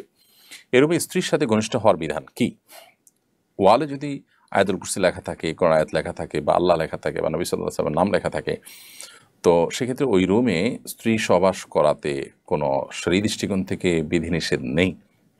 তবে কোনো কোনো উলামায়ে কেরাম ওয়ালে এ ধরনের কোরআন আয়াত ইত্যাদি টাঙিয়ে রাখাটাকে নিষেধ করেছেন, নিরুৎসাহিত করেছেন। বিশেষ করে সৌদি আরব উলামাদের কেউ কেউ এটিকে নিরুৎসাহিত করেন। তারা মনে করেন যে এতে কোরআনের অপমান হয়, কোরআনের অসম্মান হয় ইত্যাদি। যদিও এর বিপরীতে অন্যান্য উলামায়ে কেরাম এটাকে সমর্থন করে এবং সেটারও যথেষ্ট যৌক্তিক কারণ রয়েছে। তো সর্বাবস্থায় এই ধরনের ওয়ালমেট যদি থাকে সেখানে স্ত্রী সহবাস করা এটি নিষিদ্ধ কোনো বিষয় হবে না। তবে কোরআনের প্রতি অসম্মান হয় এরকম কোনোভাবে যদি থাকে, একেবারে কাছাকাছি থাকে, স্পর্শ হয় অথবা দৃষ্টিকটু পর্যায়ে থাকে, তাহলে অবশ্যই সে ব্যাপারে দায়িত্বশীল এবং সতর্ক হওয়া কর্তব্য। এবং দৃষ্টিকটু কিনা এটা পরিস্থিতি দেখে বোঝা যায়, ওয়ালের ঠিক কোন পজিশনে আছে, কিভাবে আছে না আছে, এটার উপর নির্ভর করে আসলে। তো এই জন্য পরিস্থিতি দেখে এই সমস্ত ক্ষেত্রে আমাদের দায়িত্বশীলতার সাথে আচরণ করতে হবে এবং কাজ করতে হবে। বিশেষ করে এমন কোনো জায়গায় আসলে কোরআন কারীমের আয়াত ইত্যাদি রাখা উচিতই না যেখানে আসলে কোরআন কারীমের প্রতি অসম্মান হতে পারে, দৃষ্টিকটু হতে পারে, অসম্মান হতে পারে। অনেক সময় দেখা যায় বিভিন্ন পোস্টারে আমরা কোরআন কারীমের আয়াত লিখে যেখানে সেখানে ওয়াল ডোরা লাগাই দিই, যেখানে দেখা যায় ছিঁড়ে নিচে পড়ে। অনেক সময় দেখা যায় যে আপনার অনেক পশু পাখি সে সমস্ত ওয়ালে বসে, অথবা কুকুরে অনেক সময় দেখা যায় ওয়ালে পেশাব করে, অথচ সেখানে আমি আল্লাহর নাম লিখছি এত নিচে যে এটা অসম্মান হতে পারে। তো এই জন্য বাসায় হোক আর বাসার বাইরে হোক ওয়ালমেট বা আল্লাহর নাম ইত্যাদি আমরা রাখার ক্ষেত্রে কোন পজিশনে রাখছি, কিভাবে রাখছি, দৃষ্টিকটু হচ্ছে কিনা, অসম্মান হচ্ছে কিনা, এই বিষয়গুলো আমাদের মাথা রাখা দরকার। আনাস সিদ্দিক আপনি লিখেছেন, আপনার একটি বক্তব্যের বিপরীত মুখী দুটি কথা দেখলাম। একবার বললেন হারাম খেলে দোয়া কবুল হয় না, আবার অন্যত্র বললেন হারাম খেলে ইবাদত কবুল হয়। এতে স্ববিরোধিতা লক্ষ্য করা যাচ্ছে, কোনটি সঠিক বিভ্রান্তি নিরসন করবেন? বায়ানা সিদ্দিক এটি নিয়ে কোনো ভাই দেখেছি ভিডিও করেছেন, খুবই আশ্চর্যজনক বিষয়। কাটসাট করে আমাদের বক্তব্যকে অনেকে ভিডিও করছেন এবং সেগুলোকে আমাদের বক্তব্য বলে চালিয়ে দিচ্ছেন। ব্যাপারটা অনেকটা এরকম যে আল্লাহ বলেছেন লা তাকরাবুস সালাহ ওয়া আনতুম সুকারা, তোমরা মাদকাসক্ত হয়ে, নেশাগ্রস্ত হয়ে নামাজের কাছেও যেও না। এখানে নামাজের কাছেও যেও না এই অংশটুকু নিয়ে শুধু ফুল স্টপ যদি করে দেওয়া হয় তাহলে অর্থটা কি দাঁড়াবে? যে আল্লাহ বলেছেন তোমরা নামাজের কাছেও যেও না। ঠিক অনেকটা এই টাইপের কাটসাট করেছেন কেউ কেউ আমাদের বক্তব্যের। অর্থাৎ আমরা আমাদের এক বক্তব্যে বলেছি যে কেউ যদি নেকামল করে আর অন্যের সম্পদ আত্মসাৎ করেন তাহলে সেক্ষেত্রে তার নেকামল যে তার আমল নামা যুক্তই হবে না, নেকামল হবেই না, ব্যাপারটা সেরকম না। বাবা কোনো দিন সেরকম বোঝা যায় না, বরং নেকামলের জায়গা ঠিকই হবে, কিন্তু কিয়ামতের ময়দানে এই যে পাওনাদারদের পাওনা তিনি পরিশোধ করেন নাই, হক মেরে খেয়েছেন, এই জন্য তাদেরকে নেকামল যেগুলো দুনিয়াতে করেছেন সেগুলোর সব দিয়ে দিয়ে তাদের থেকে দায়মুক্ত হতে হবে। এই দায়মুক্ত হতে হতে একটা পর্যায়ে তার আমলনামা খালি হয়ে যাবে, বরং তখনও পাওনাদার থাকবে, তখন তাদের পাপের বোঝা তাকে নিয়ে জাহান্নামে যেতে হতে পারে। এ হলো পুরো বক্তব্য। এখন বক্তব্যের প্রথম অংশ নিয়ে এমনভাবে দাঁড় করানো হয়েছে যে ব্যাপারটা এরকম হচ্ছে, অন্যের হক মেরে খেলে কোনো অসুবিধা নাই, আমল ঠিকই কবুল হবে, আমলনামা ঠিকই যুক্ত হবে, কোনো দেশে কোথাও নাই যে এতে কোনো অসুবিধা হবে। ব্যাপারটা এরকম একটা ধারণা দেওয়া হয়েছে আমাদের বক্তব্যের প্রথম অংশকে কেটে নিয়ে আলাদা ভিডিওতে বসিয়ে দিয়ে। আল্লাহ তাআলা তাদেরকে হেদায়েত দান করুক যারা এই ধরনের কাজ করেন। আর দোয়া কবুল হবে না হারাম ভক্ষণ করলে, সেটি তো দিনের আলামত পরিষ্কার, কারণ সে সম্পর্কে নবী সাল্লাল্লাহু আলাইহি ওয়াসাল্লামের হাদিস রয়েছে পরিষ্কারভাবে যে কোনো ব্যক্তি এলোমেলো চুল ধুলোমলিন শরীর নিয়ে অনেক দূর থেকে এসে যদি কাবা ঘর তওয়াফ করতে থাকে, আল্লাহর কাছে দোয়া করতে থাকেন, তার দোয়া করতেই কবুল হবে যদি তার হারাম দ্বারা দেহ এবং শরীর ইত্যাদি গঠন হয়ে থাকে। সেটি তো পরিষ্কারভাবে হাদিসে বলা হয়েছে দোয়া কবুল হবে না। তো অন্যান্য ইবাদত যেগুলো আছে সেই ইবাদতগুলো যদি কেউ করেন, তাহলে সে ইবাদতগুলো করেও তার সেই ইবাদতের সওয়াব তিনি লাভ করতে পারবেন না যদি তার পাওনাদারদের পাওনা দুনিয়াতে পরিশোধ করে না যান। এ ব্যাপারে হাদিস পরিষ্কারভাবে রয়েছে। তো আমাদের বক্তব্যের একটা অংশকে কেটে যারা ভিডিও করেছেন, আল্লাহ তাদেরকে হেদায়েত দান করুন। আমরা পুরো বক্তব্য যেটা দিয়েছি পুরোটুকু যদি কেউ শুনেন তাহলে তার কাছে পরিষ্কার হয়ে যাবে। আজকাল অনেকে আমাদের বিভিন্ন বক্তব্যকে কাটছাঁট করে এরকম তাদের মতো করে তারা প্রচার করছেন। ফাতেমা বেগম আপনি লিখেছেন, বড় হয়ে নিজের আকিকা নিজে আদায় করা যায় কিনা? বড় হয়ে নিজের আকিকা নিজে আদায় করা যেতে পারে যদি নিজের আকিকা অনাদায় থেকে থাকে। নবী করিম সাল্লাল্লাহু আলাইহি ওয়াসাল্লাম নিজেই তার আকিকা বড় হওয়ার পর আদায় করেছেন, মর্মে বিভিন্ন বর্ণনা রয়েছে। তো নিজের আকিকা আপনার বাবা কিংবা মা কোনো কারণে করেননি, এটা যদি আপনি জানতে পারেন তাহলে সেক্ষেত্রে বড় হওয়ার পর আপনি নিজেই উদ্যোগ নিয়ে সেটি করতে পারেন। আসলামুল হক লিখেছেন, কোরবানির সময় কিছু গরু ছাগল অস্বাভাবিক বেশি দামে বিক্রি হয়, কোটিতে গরু 10-15 লাখে ছাগল, এসব অস্বাভাবিক দামের কারণ বলা হয় এগুলো বংশ জাত ভালো ইত্যাদি। ব্যাপারটিকে কিভাবে দেখেন? দেখুন, আমরা যারা এই লক্ষ লক্ষ কোটি কোটি টাকা খরচ করে এই ধরনের গরু ছাগল কিনি, যেগুলোতে এক এক কেজি গোশতের দাম পড়ে অনেক বেশি, অর্থাৎ অস্বাভাবিক দামে আমরা কিনি, এগুলো বেশিরভাগ অহংকারী মন মানসিকতা থেকেই হয়ে থাকে। অর্থাৎ এগুলো প্রদর্শনপ্রিয়তা, মানুষের কাছে জাহির করা, ভাইরাল হওয়া, সবার সামনে আসা, এই মানসিকতা থেকেই বেশিরভাগ ক্ষেত্রে হয়ে থাকে। আমি কোরবানির পশু হিসাবে একটি ছাগল দিলে সেটি যথেষ্ট হয়ে যাবে। নবী করিম সাল্লাল্লাহু আলাইহি ওয়াসাল্লাম ছাগল দিয়ে কোরবানি করেছেন। সাহাবা ইকরাম বেশিরভাগ ক্ষেত্রে ছাগল বা দুম্বা ভেড়া এগুলো দিয়ে কোরবানি করেছেন। গরু বা ওঁট দিয়ে কোরবানি কোনো কোনো ক্ষেত্রে তারা করেছেন, সেগুলো করা জায়েজ আছে। কিন্তু গরু বা ওঁট দিয়ে করলাম তো বটেই, কিন্তু একটা গরুর দাম মূলত 1 লক্ষ হতে পারে, সেটা আমি 10 লক্ষ দিয়ে কিনলাম, দেখতে অনেক ভালো, একটু ইউনিক, একটু ভিন্নতর, একটু সেটার মধ্যে এমন কিছু দিক আছে যেটা আসলে চোখে পড়ার মতো, এটার কারণে সেটার দাম অস্বাভাবিকভাবে গরুর ব্যাপারই বাড়িয়ে দিলেন আর আমি সে টাকা দিয়ে কিনে আনলাম। এগুলো সাধারণত যাদের হারাম উপার্জন আছে, যাদের আল্লাহর কাছে জবাবদিহিতার ভয় নেই, যাদের মধ্যে প্রদর্শনের ইচ্ছা অনেক বেশি আছে, সে মানুষগুলো দ্বারা বেশি হয়ে থাকে। আমি সবার কথা বলছি না, বেশি ক্ষেত্রে এরকমই হয়ে থাকে। অতএব এটি কোনো ভালো প্রতিযোগিতা আমরা বলবো না। আপনার অনেক টাকা যদি থাকে, আপনি যদি অনেক বেশি পশু কোরবানি করতে চান, করতে পারেন। নবী করিম সাল্লাল্লাহু আলাইহি ওয়াসাল্লাম অনেকগুলো পশু কোরবানি করেছেন। আপনি অনেকগুলো পশু কোরবানি করতে চান, করেন, করে তার গোশত গরিব দুঃখীদের মধ্যে বিতরণ করেন। কিন্তু সেক্ষেত্রে এই টাকা দিতে হলে অনেকগুলো গরু ছাগল কিনতে পারেন। কিন্তু একটা গরু একটা ছাগল একটু ইউনিক টাইপের, সেটা আপনি কিনে লাইমলাইটে আসতে চাচ্ছেন এবং অস্বাভাবিক দামে কিনছেন, এটি কখনো প্রশংসনীয় কোনো বিষয় হতে পারে না। আল্লাহর রাহে যে যত বেশি অর্থ ব্যয় করবে আল্লাহর কাছে প্রশংসনীয় হবে, কিন্তু সে অর্থ ব্যয়টা যদি হয় লোক দেখানোর জন্য, সে অর্থ ব্যয়টা যদি হয় সবার দৃষ্টি আকর্ষণ করবার জন্য, সে অর্থ ব্যয়টা যদি হয় অজাগায় অস্বাভাবিক ভাবে দাম বাড়ানোর ফলশ্রুতিতে সেটা কেনার মাধ্যমে, যেখানে আসলে কোনো কল্যাণ বয়ে আনছে না, নিজের নাম যশ খ্যাতি বা নজরে আসা ছাড়া, তো এরকম বিষয় কখনো প্রশংসনীয় হতে পারে না। সুমাইয়া শাহরিন আপনি লিখেছেন, আমার আম্মুর ব্রেন ক্যান্সার, এসব তার জন্য মানসিক চাপ হবে বলে আমি বিষয়টি গোপন করি। এর জন্য আমাদের কয়েকবার মিথ্যা বলতে হয়েছে, এতে কি গুনাহ হবে? বোন সুমাইয়া, আপনার প্রশ্ন থেকে যেটুকু বুঝতে পেরেছি, আপনার মায়ের ব্রেন ক্যান্সার ধরা পড়েছে, কিন্তু এই রোগের কথাটা আপনি তাকে বলছেন না তার মানসিক চাপ বাড়বে বলে। তো এই যে বিষয়টা আপনি গোপন করছেন, এটি জায়েজ আছে কিনা? উত্তর হলো যে এটি গোপন করলে না জায়েজ নয়, কিন্তু মিথ্যা আপনি বলতে পারেন না। আপনি বলেছেন যে আপনার কয়েকবার মিথ্যা বলতে হয়েছে, মিথ্যা বলার সুযোগ আসলে মিথ্যা বিষয়টা এরকম ভয়াবহ যে একজন মুসলমান কোনো পরিস্থিতিতেই মিথ্যার আশ্রয় নিতে পারেন না। তিনি প্রয়োজনে ঘুরিয়ে পেঁচিয়ে বলবেন, এড়ানোর চেষ্টা করবেন, কিন্তু স্পষ্ট মিথ্যা যেটাকে বলা হয় ডাহা মিথ্যা, এ ধরনের মিথ্যা কথা বলার সুযোগ আসলে কোনো ইমানদারের জন্য কোনো অবস্থাতেই নেই।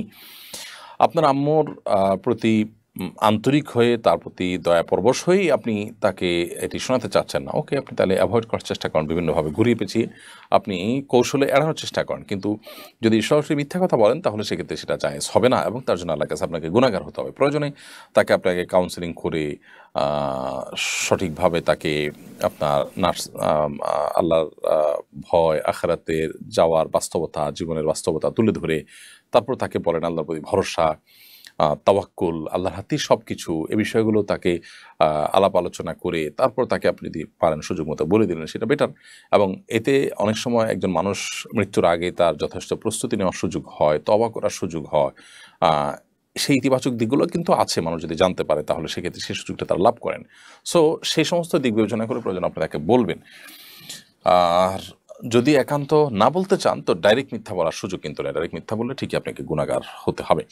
নুরুদ্দিন লিখেছেন, অনেকে কোরবানির পশুর চর্বি বিক্রি করেন, কোরবানির পশুর চর্বি বিক্রি করার বিধান কি? কোরবানির পশুর কোনো কিছুই আসলে আমরা হয় ভোগ করতে পারি আর নাহলে কাউকে দান করতে পারি, আমি বিক্রি করে তার মুনাফা ভোগ করতে পারি না। এমনকি আমি কোরবানির পশুর গোশত যদি বিক্রি করতে চাই, গরিব চিন্তা করি যে আমি গরিব দুঃখীকে দান করে দিব, তো সেটাও শরিয়া নির্দেশিত নয়। কারণ আমরা জানি যে কোরবানি নয় শুধু, যে কোনো ইবাদত, আর্থিক ইবাদত যখন আমরা আল্লাহর উদ্দেশ্যে নিবেদন করি তখন সেটা আল্লাহর জন্য হয়ে যায়, ওইটাতে আর আমাদের কোনো সে থাকে না। কোরবানি গোশতটা আল্লাহ আমাদেরকে, আমরা আল্লাহর উদ্দেশ্যে কোরবানি করার পর আমরা বলেছি আল্লাহুম্মা মিনকা ওয়ালাক, আল্লাহ আপনার পক্ষ থেকে এই পশু আপনার উদ্দেশ্যে আমি কোরবানি করলাম, অর্থাৎ এটি আপনাকে আমরা যেরকম দান করে দিই আল্লাহর উদ্দেশ্যে এরকম দান করে দিলাম। তো দানের জিনিস নিজে ভোগ করার সুযোগ থাকে না, কিন্তু এক্ষেত্রে আল্লাহ তাআলা আমাদেরকে খাওয়ার সুযোগ দিয়েছেন, তো আমরা খাওয়ার সুযোগ পেয়েছি, এটাকে বিক্রি করার কোনো সুযোগ নেই। আল্লাহ তো আমাদেরকে খেতে দিয়েছেন, আমরা খেতে পারি, দান করতে পারি, বাট বিক্রি করতে পারি না। তো সেই হিসাবে কোরবানির পশুর চর্বি বিক্রি করা জায়েজ নয়। অনেক সময় দেখা যায় যে হাড় বিক্রি করেন অনেকে, এটা জায়েজ নয়। প্রয়োজন আপনি সেগুলো দান করে দিবেন, গরিব দুঃখীকে দান করে দিবেন, বিক্রি করবেন না। মাসুম আহমদ আপনি লিখেছেন, আপনি এবছর হজ করেছেন, হজের অভিজ্ঞতার আলোকে পরবর্তী বছরে হজ করতে ইচ্ছুক লোকদের জন্য কি পরামর্শ দিবেন? এবছর আল্লাহ তাআলা আমাদেরকে হজের তৌফিক দিয়েছেন, আল্লাহ শুকর, আলহামদুলিল্লাহ। হজের যে অভিজ্ঞতা আমার, সে আলোকে বলতে চাই, পরবর্তীতে যারা হজ করতে ইচ্ছুক তারা মেহরবানি করে যথেষ্ট আগে থেকে হজের ব্যাপারে আর্থিক, শারীরিক এবং মানসিক এবং ইলম বা জ্ঞানগত প্রস্তুতি খুব ভালো করে নেবেন। এই 4 ধরনের প্রস্তুতির কোনোটি যদি ঘাটতি থাকে তাহলে আপনার হজ অর্থবহ নাও হতে পারে, বরং হজ করে সওয়াবের পরিবর্তে গুনাহও হতে পারে। বিশেষ করে মাসআলাগত যে ব্যাপারগুলো, সেগুলোতে ক্লিয়ার এবং স্বচ্ছ ধারণা ছাড়া যারা হজে চলে যান তাদের অনেকে দেখা যায় এমন কোনো কাজ করে বসেন যেটি তার হজকে নষ্ট করে ফেলে। তার অজান্তে তিনি অনেক ভুলভাল কাজ করে বসে থাকেন। বাংলাদেশের হাজিদের ক্ষেত্রে এই ধরনের অভিজ্ঞতা আমার অনেক বেশি, যে বিচিত্র রকমের ভুল কাজ করে বসে থাকেন হাজি সাহেবরা, তাদের হজ সম্পর্কে যথেষ্ট ধারণা না থাকার কারণে। 7-8 লাখ 9 লাখ টাকার মতো এত বিশাল ফিগার টাকা আমরা খরচ করছি, এবং 30-40 দিনের মতো এরকম লম্বা সময় আমাদের জীবনে সেটা আমরা ব্যয় করছি। আবার সবচেয়ে কষ্টসাধ্য ইবাদত, সবচেয়ে পরিশ্রম করে যে ইবাদত করতে হয় সেটি আমরা করছি, এত কিছু করছি, অথচ যদি ভুলভাল করি তাহলে আমার ইবাদত নষ্ট হয়ে গেলে সেটা কোনো অবস্থাতে কাম্য হতে পারে না। এজন্য আগে থেকে যথেষ্ট ভালো করে প্রশিক্ষণ নিয়ে যাবেন, অভিজ্ঞতার কাছ থেকে চুলচারা পুরো বিষয়গুলোকে জেনে নিয়ে যাবেন, এবং পদে পদে যে সুবিধা অসুবিধার দিকগুলো আছে সেগুলো আগে থেকে জেনে যাবেন, তাহলে সেক্ষেত্রে আপনার হজ করাটা সহজ হবে ইনশাআল্লাহ তাআলা। দ্বিতীয়ত, হজে গিয়ে বিশেষ করে সেলফি এবং ভিডিও লাইভ করার যে একটা মানসিকতা আছে, কোনো কোনো ক্ষেত্রে আমাদের দেশে হাজিদের চাইতে অন্যান্য দেশে হাজিদের মধ্যে রোগটা অনেক বেশি, সেটা থেকে যথেষ্ট আমাদের চেষ্টা করতে হবে বিরত থাকার জন্য। বিশেষ করে একান্ত ইবাদত এবং একান্ত আবেগের সময়গুলোতে আমাদের ইবাদত দিকে মনোনিবেশ করা উচিত, মোবাইলের দিকে মনোনিবেশ করা উচিত নয়। তখন নবী করিম সাল্লাল্লাহু আলাইহি সাল্লামের কবর বা রওজা জিয়ারত করার সময় অনেককে দেখা যায় ভিডিও লাইভ ছবি ইত্যাদিতে তারা মত্ত আছেন, এবং মানে উৎসব মুখর একটা ভাব দেখা যায়। ওই সময়টাতে আমাদের আবেগ কাজ করবে, কান্না কাজ করবে, দুরূদ পেশ করব নবী সাল্লাল্লাহু আলাইহি ওয়াসাল্লামকে একেবারে সরাসরি সামনে থেকে, এই সুযোগ আমাদেরকে আল্লাহ তাআলা দিয়েছেন, আল্লাহ শুকর আদায় করবো। সেখানে সেটা না করে আমি মোবাইলে ছবি ভিডিওতে মগ্ন আছি। তো একটা মানুষ ছবি ভিডিও করাতে যখন মগ্ন থাকেন তখন তার মনোযোগটা ওই দিকেই থাকে। নবী সাল্লাল্লাহু আলাইহি সাল্লামের কবরের পাশে, রওদার পাশে তিনি দাঁড়িয়েছেন, যে আবেগ কাজ করার কথা সেটাতে তিনি সেভাবে মনোযোগ বা ফোকাস করতে পারেন না। তো এই কাজগুলো গর্হিত কাজ এবং অনুচিত কাজ, এগুলো যেন না হয় সেদিকটা খেয়াল রাখা দরকার। হজের ক্ষেত্রে পুরুষরা মেয়েদের দিকে তাকানো থেকে নিজেদের চোখে হেফাজত করার জন্য চেষ্টা করা উচিত। বিশেষ করে হোটেলে যখন থাকে, নিজের পরিবারের মেয়েরা অন্য মেয়েদের সাথে শেয়ারিং রুমে যখন থাকেন, তখন তাদের সাথে দেখা করতে যাওয়ার সময় দায়িত্বশীলতার পরিচয় দেওয়া, রুমে হট করে ঢুকে না পড়া, দরজার মুখোমুখি দাঁড়িয়ে কথা না বলা, যাতে অন্য মেয়েদের প্রাইভেসি নষ্ট হয়, এগুলো খেয়াল করা দরকার। আবার মেয়েরা অনেকে তাদের পর্দাপোশিতে লক্ষ্য করেন না, ওপেন চলাফেরা করেন। অনেক হাজি সাহেবরা হজ করে আসার সময় বিমান থেকে তারা নামাজ নষ্ট করা শুরু করেন, এয়ারপোর্ট থেকে মালের পিছনে পড়ে নামাজের সময় চলে যায়, বিমানে নামাজ সময় চলে আছে, তাদের নামাজ পড়ার কোনো খোঁজ খবর নেই। অনেকে আছেন বিমানে বসে বসে ফিল্ম দেখতে দেখতে দেশে আসেন। তো এগুলো খুবই গর্হিত বিষয় এবং এগুলো হজকে নষ্ট করে। হজ মাবরুর হওয়ার জন্য সবচেয়ে গুরুত্বপূর্ণ বিষয় হলো পরোপকারী হওয়া, মানুষের কল্যাণকামী হওয়া। অনেকে আছেন যে হজের মধ্যে তওয়াফ করতে, সাই করতে গিয়ে মিনাতে, মুজদালিফাতে, আরাফাতে ঠেলাঠেলি করেন, কম্পিটিশন করে অন্যকে পেছনে ফেলে নিজে এগিয়ে যাওয়ার জন্য প্রয়োজনে ধাক্কা দেন এবং এমনভাবে যান যে আশপাশে মানুষের কষ্টের কারণ হয়। এগুলো আসলে আমাদের হজকে নষ্ট করে দেয়। একজন মানুষ মাবরুর বা ভালো হজ করার জন্য হাজিদেরকে, অন্যান্য সহযাত্রীদেরকে উপকার করার চেষ্টা করবেন, অন্যের জন্য ছাড় দেওয়ার মানসিকতা রাখবেন, নিজে একটু পিছনে গিয়ে অন্যকে এগিয়ে দেওয়ার চেষ্টা করবেন, নিজে কোনো একটা সুযোগ না নিয়ে আরেকজনকে অগ্রাধিকার দিবেন। এ ধরনের মানসিকতা ছাড়া মাবরুর হজ করা কোনোদিন সম্ভব হয় না। বেশিরভাগ হাজিরাই এই ক্ষেত্রে ধরা খেয়ে যান, অর্থাৎ তারা মাবরুর হজই হওয়ার জন্য যা দরকার সেই জায়গাটাতে তারা ফোকাস ফেলতে পারেন না। তো সবসময় চেষ্টা করা দরকার যে আমার গায়ের ধাক্কা যেন কার গায়ে না লাগে, যথেষ্ট বিনয়ের সাথে আমি চলবো। কেউ অন্যায় করেছে আমি ক্ষমাসুন্দর দৃষ্টিতে দেখবো, আল্লাহর জন্য সবর করব। সব ক্ষেত্রে আমি মানুষ উপকার করা, কল্যাণ কামনা করার চেষ্টা করব। এই জিনিসটা আমার হকে মাবরুর হজ করার তৌফিক এনে দেবে ইনশাআল্লাহ তাআলা। আব্দুল আহাদ মণ্ডল আপনি লিখেছেন, কোরবানির গোশত বিতরণের সঠিক নিয়ম কি? 3 ভাগে গোশত বিতরণ করা কি আবশ্যক? 3 ভাগে বিতরণ করা আবশ্যক না হলেও এটা উত্তম, এতে কোনো সন্দেহ নেই। আজকাল অনেকে এই মাসআলা জেনে এরপর গরিব দুঃখীদের কার কোরবানি দিচ্ছে না, সবগুলো নিজেদের ফ্রিজে ভরে ফেলছেন। এটা উচিত নয়। 3 ভাগে ভাগ করা এটা যেমন আবশ্যক নয়, কেউ গরিবদেরকে একটু বেশি দিলেন সেটা জায়েজ আছে, আর নিজে একটু কম খেলেন সেটা জায়েজ আছে, কোনো অসুবিধা নেই, অথবা বিপরীত করলেন সেটাও জায়েজ আছে। কিন্তু 3 ভাগে বিভক্ত করা, নিজে কিছু খাওয়া, পাড়া প্রতিবেশী আত্মীয়স্বজনকে কিছু দেওয়া, গরিবদের কিছু দেওয়া, এভাবে 3 ভাগে ভাগ করা বিষয়ে বিভিন্ন বর্ণনা রয়েছে, আয়াতের মধ্যে কোরআনের মধ্যে ইঙ্গিত রয়েছে। জোবায়ের আহমদ আপনি লিখেছেন, হজে গিয়ে যারা মারা গেছেন তারা কি নিশ্চিত জান্নাতি? হজে গিয়ে মারা গেলে নিশ্চিত জান্নাতি এভাবে বলার সুযোগ আসলে নেই। শুধু হজে নয়, অন্য কোনো ক্ষেত্রেই কেউ মারা গেলে নিশ্চিত জান্নাতি কিংবা নিশ্চিত জাহান্নামী এরকম কোনো মন্তব্য করার সুযোগ আসলে নেই। আম্মাজান আয়েশা রাদিয়াল্লাহু তাআলা আনহা নবী সাল্লাল্লাহু আলাইহি ওয়াসাল্লামের সঙ্গে ছিলেন। একবার একটা বাচ্চার লাশ নিয়ে যাওয়া হচ্ছে, তিনি মন্তব্য করেছেন যে তয়রুম মিন তয়ুরিল জান্নাহ, এটি তো জান্নাতের পাখিগুলোর মধ্যে থেকে একটি পাখি। নবী সাল্লাল্লাহু আলাইহি ওয়াসাল্লাম তাকে নিষেধ করেছেন এই ধরনের মন্তব্য করতে, কারণ জান্নাতে কে যাবেন না যাবেন এটি আসলে চূড়ান্তভাবে আল্লাহ তাআলার সিদ্ধান্তের উপর নির্ভর করে। বান্দার নেকামল দেখে বা তার একটা ভালো মৃত্যু দেখে আমরা সুধারণা করতে পারি। একজন মানুষ হজ করতে করতে মারা গিয়েছেন, সন্দেহাতীতভাবে এটি একটা ভালো মৃত্যু, একটি সুধারণা তৈরি করে লোকটা হয়তো জান্নাতি ইনশাআল্লাহ তাআলা। সেই তার সুধারণা করা, পোষণ করা, সেই সান্ত্বনা গ্রহণ করা, তার ব্যাপারে ভালো ধারণা করা, এটা আমরা করতেই পারি। বাট এর বাইরে তাকে নিশ্চিত জান্নাতি বলার কোনো সুযোগ কিন্তু নেই। নবী করিম সাল্লাল্লাহু আলাইহি ওয়াসাল্লাম তিনি একবার কোন একটা জেহাদে এক ব্যক্তির মৃত্যুর পর সাহাবীদের যখন তার সম্পর্কে জান্নাতি বা শহীদ এরকম মন্তব্য তারা যখন করছিলেন, নবী সাল্লাল্লাহু আলাইহি ওয়াসাল্লাম সেখানেও তাদেরকে নিষেধ করেছেন। পরবর্তীতে দেখা গেল যে লোকটি মারা গিয়েছেন জেহাদে করতে করতে তিনি মারা গেলেন, স্বাভাবিকভাবে তিনি শহীদ মনে হচ্ছিল, কিন্তু দেখা গেল পরবর্তীতে খোঁজ খবর নিয়ে যে লোকটি আত্মহত্যা করে, অর্থাৎ কোনো একটা আঘাতে আঘাতপ্রাপ্ত হয়ে কষ্ট সহ্য না করতে পেরে তিনি আত্মহত্যা করে মারা গিয়েছেন। তো দেখুন, আত্মহত্যা করে মারা গেলে তিনি জাহান্নামী হয় সাধারণত। তো এই লোকটি তার সম্পর্কে সাহাবীরা যে মন্তব্য করছিলেন নবী সাল্লাল্লাহু আলাইহি ওয়াসাল্লাম নিষেধ করেছেন। এখান থেকে বোঝা গেল যে বাহ্যিক অবস্থা থেকে কাউকে জান্নাতি কিংবা জাহান্নামী আমরা সিদ্ধান্ত দিতে যাব না। তবে হ্যাঁ, সুধারণা অবশ্যই প্রশ্ন করতে পারি যদি কেউ ভালো কাজ করতে করতে মৃত্যুবরণ করেন, বিশেষ করে এহরামরত অবস্থায় কোনো ব্যক্তি যদি মৃত্যুবরণ করেন হজ বা উমরার এহরামরত অবস্থায়, তাহলে সে ব্যক্তি কিয়ামতের ময়দানে ঠিক ওই অবস্থায় আল্লাহর কাছে উত্থিত হবেন, উঠবেন, সে মর্মে বর্ণনা রয়েছে। আশিক মণ্ডল লিখেছেন, দব্বা একমুখী ঢোল, এটি দফ মূলত, দব্বানো যাই হোক, বাজানো কি ইসলামে জায়েজ? এক হুজুর বলেছেন এটি ইসলামী সঙ্গীতের সাথে এবং কোনো সম্মানীয় ব্যক্তিকে ওয়েলকাম করার জন্য ব্যবহার করা যেতে পারে। দফ ব্যবহার করার একটা সেরাই জায়গা হলো বিয়ে শাদী। বাচ্চারা বিয়ে শাদীতে আনন্দ করার জন্য বিভিন্ন শ্লোক বা ভালো কথামালা আছে, ভালো কথা আছে, এরকম কোনো গান যদি খালি মুখে তারা গায়, পাশাপাশি দফ বাজাতে চায়, তো সেটি বা করতে পারে। এর বাইরে সাধারণত অন্য কোনো ইসলামী গজল বা এই জাতীয় কোনো কিছুর সাথে দফের আওয়াজ যুক্ত করা জায়েজ বলে আমার জানা নেই।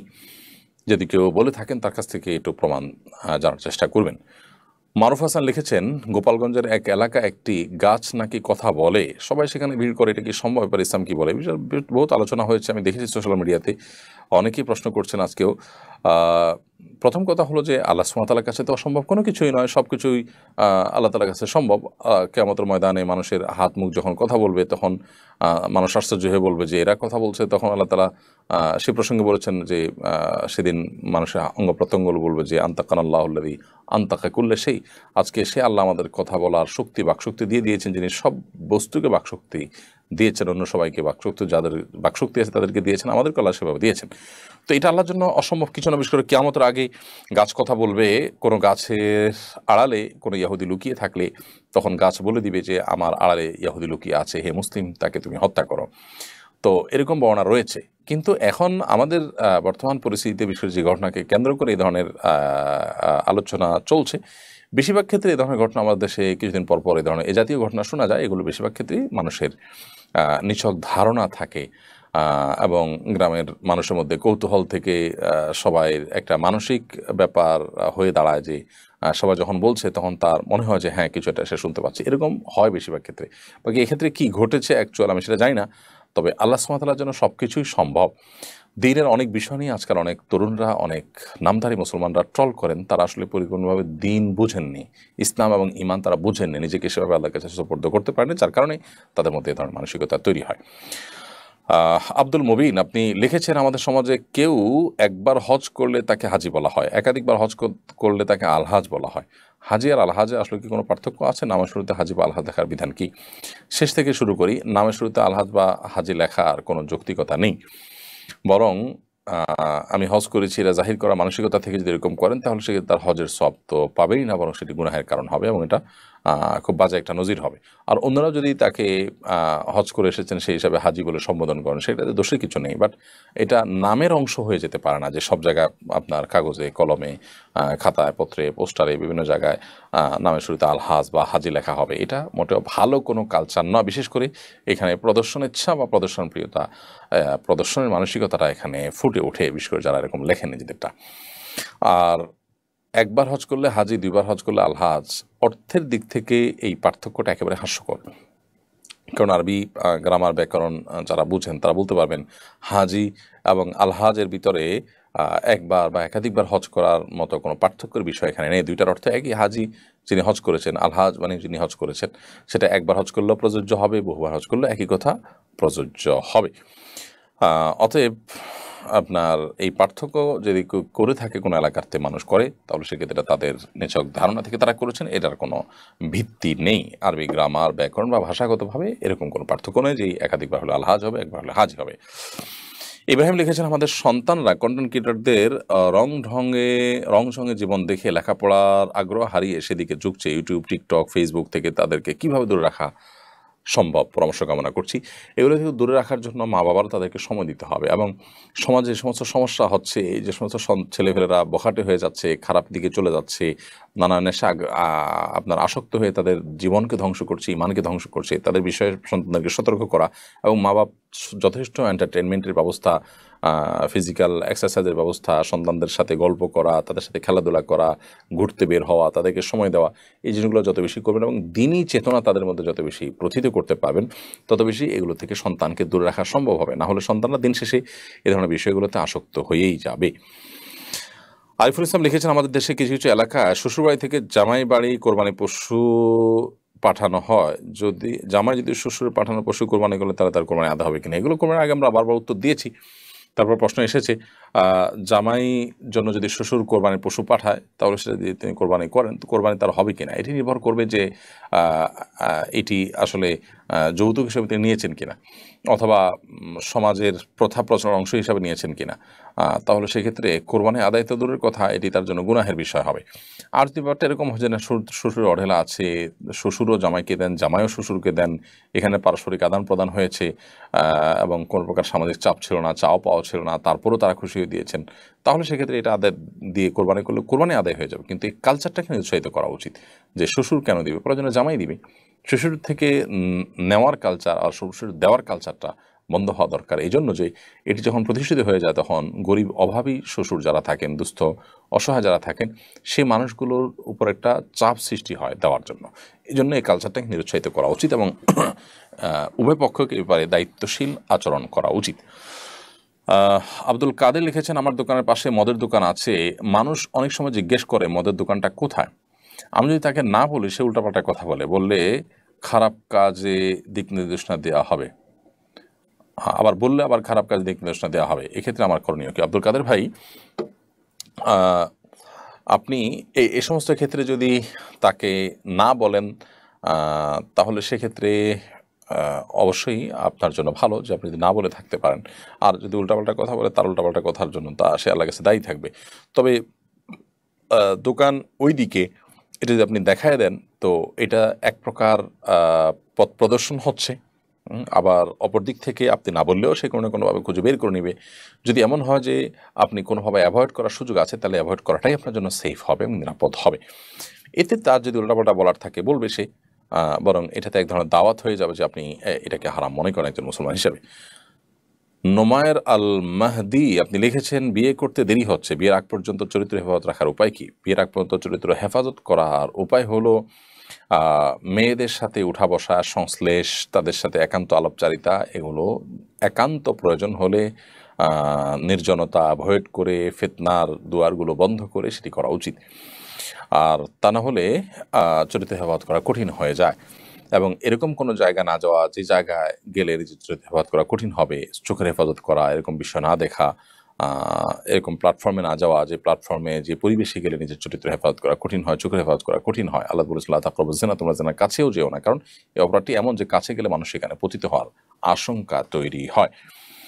আর এমনিতে বিয়ে দ্রুত হওয়ার জন্য উদ্যোগী হওয়া দরকার, উপার্জন করা দরকার এবং যথাসম্ভব তাড়াতাড়ি বিয়ের ব্যবস্থা করা দরকার যাতে করে চরিত্র হেফাজত হয়। চরিত্র হেফাজতের সবচেয়ে বড় মহৌষধ সেটি।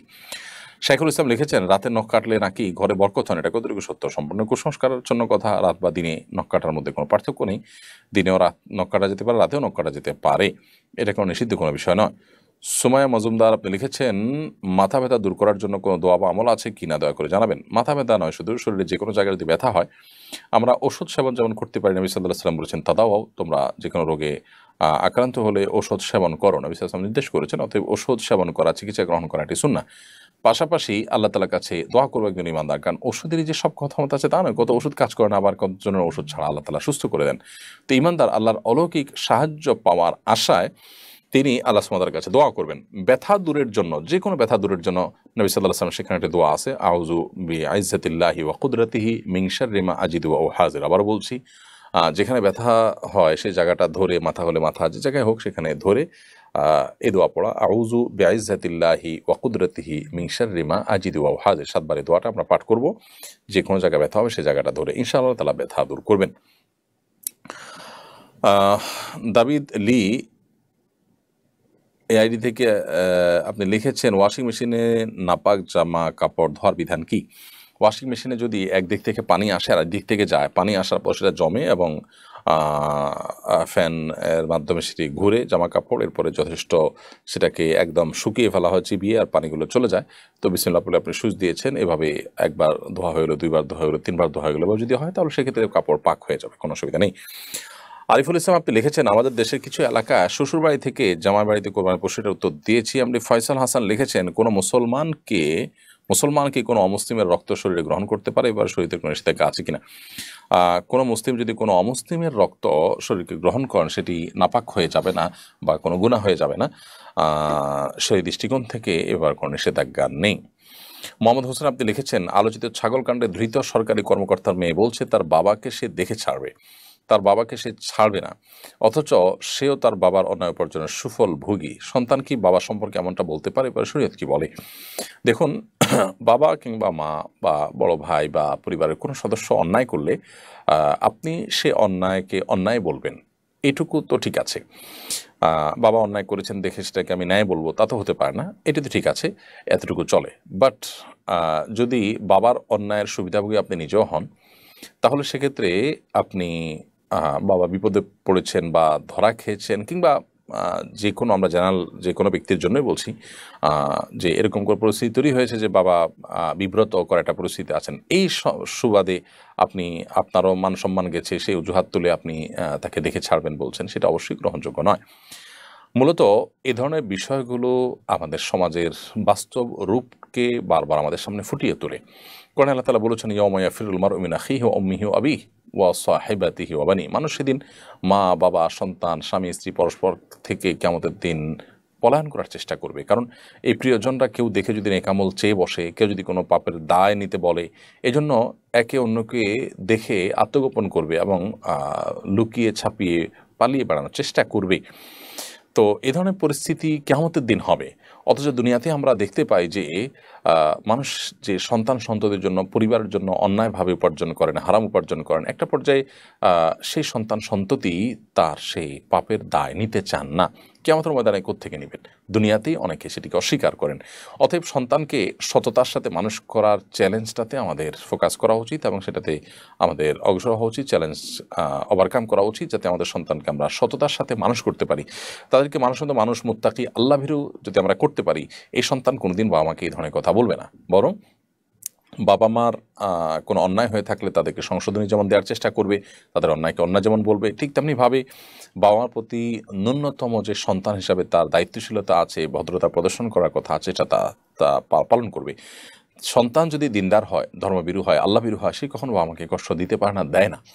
অতএব সন্তানকে ধার্মিকতা শিক্ষা না দিলে, দিনদারিতার শিক্ষা না দিলে, সে সন্তান বাবা মার সাথে অনেক অন্যায় আচরণ করতে পারে, যেটা অহরহ আমাদের সমাজে হচ্ছে। বিশেষ করে যারা সন্তানদের ছোটবেলা থেকে তাদের জন্য পাগল পড়া হয়ে যাচ্ছেন, দুর্নীতি করে, চুরি করে, সুদ ঘুষ নানাভাবে অবৈধ উপার্জন করে সম্পদের পাহাড় গড়ে তুলছেন, কি জন্য? সন্তানের ভবিষ্যতের দিকে তাকিয়ে। দুঃখিত, এই ধরনের ঘটনা সে সমস্ত মানুষের জন্য চোখে আঙ্গুল দিয়ে শিক্ষা দিয়ে দেয় যে কর্মস্থলে সন্তান বা পরিবারের কোনো সদস্য বা কারোর জন্যই অন্যায় কাজ করা উচিত নয়। আল্লাহ তাআলা আমাদেরকে বোঝা এবং শিক্ষা গ্রহণ করার তৌফিক দান করুন।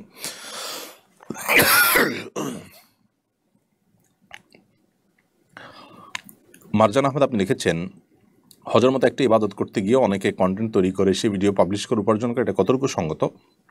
অবশ্যই হজের মতো ইবাদতকে উপার্জনের মাধ্যম বানানো এবং সেখানে গিয়ে আপনার আত্মপ্রচারণা লিপ্ত হওয়া, এটা নিন্দনীয় কাজ, অনুচিত কাজ, মোটেও এটা উচিত নয়। নাজমুল ইসলাম আপনি লিখেছেন, আমি উপকূলীয় এলাকার মানুষ, রাসেলস ভাইপার নামক সাপ নিয়ে আতঙ্কে আছি। সাপ থেকে বাঁচার একটি দোয়ার কথা শুনি, এটা কি সঠিক? ভাই নাজমুল ইসলাম, সুনান আবু দাউদ, নাসাই এবং আহমদে বিশুদ্ধ সূত্রে বর্ণিত হয়েছে নবী সাল্লাল্লাহু আলাইহি ওয়াসাল্লাম থেকে যে তিনি একটা দোয়া শিক্ষা দিয়েছেন, যে দোয়ার মধ্যে বিভিন্ন ক্ষয়ক্ষতি থেকে আল্লাহ তাআলার কাছে আশ্রয় প্রার্থনা শিক্ষা দেওয়া হয়েছে এবং সেই দোয়াতে সাপে কাটার মাধ্যমে কারোর মৃত্যু যেন না হয় সেজন্য আল্লাহর কাছে আশ্রয় প্রার্থনা করা হয়েছে। দোয়াটা সঠিক। দোয়াটা হলো, আল্লাহুম্মা ইন্নী আউযু বিকা মিনাল হাদমি ওয়া আউযু বিকা মিনাত তারাদ্দি ওয়া আউযু বিকা মিনাল গারাকি ওয়াল হারাকি ওয়া আউযু বিকা মিন আন নামুতা লাদীগা। যার অর্থ হলো, হে আল্লাহ, আমি কোনো ওয়াল চাপায় অথবা উপর থেকে পড়ে গিয়ে মৃত্যু, ওয়াল চাপায় মৃত্যু, কিংবা পানিতে ডুবে মৃত্যু, কিংবা কোনো আগুনে পুড়ে মৃত্যু, কিংবা কোনো সাপে কাটায় মৃত্যুবরণ থেকে আমি আপনার কাছে পানাহ চাই। অথবা এই মর্মে দোয়া করাটা বিশুদ্ধ হাদিস দ্বারা প্রমাণিত। প্রিয় দর্শক, দেখতে দেখতে আমাদের অনুষ্ঠানের একেবারে শেষ প্রান্তে আমরা পৌঁছে গেছি, বিধায় আজকে বোধহয় এখানে শেষ করতে হচ্ছে। ইনশাআল্লাহ বিদিনিল্লাহ, আল্লাহ যদি তৌফিক দান করেন, আগামী সপ্তাহে একই অনুষ্ঠান আপনাদেরকে একই সময় দেখার আমন্ত্রণ আমরা জানাচ্ছি। আল্লাহ তাআলা যাদেরকে বাঁচিয়ে রাখেন, সেদিন আবার দেখা হবে। সে পর্যন্ত আল্লাহ তাআলা সবাইকে সুস্থ রাখুন, নিরাপদ রাখুন, সে দোয়া আল্লাহ তাআলার কাছে ব্যক্ত করে আজকে এখানে শেষ করছি। জাযাকুমুল্লাহ খাইর। আসসালামু আলাইকুম ওয়া রাহমাতুল্লাহি ওয়া বারাকাতুহু। আসুন্নাহ ফাউন্ডেশন।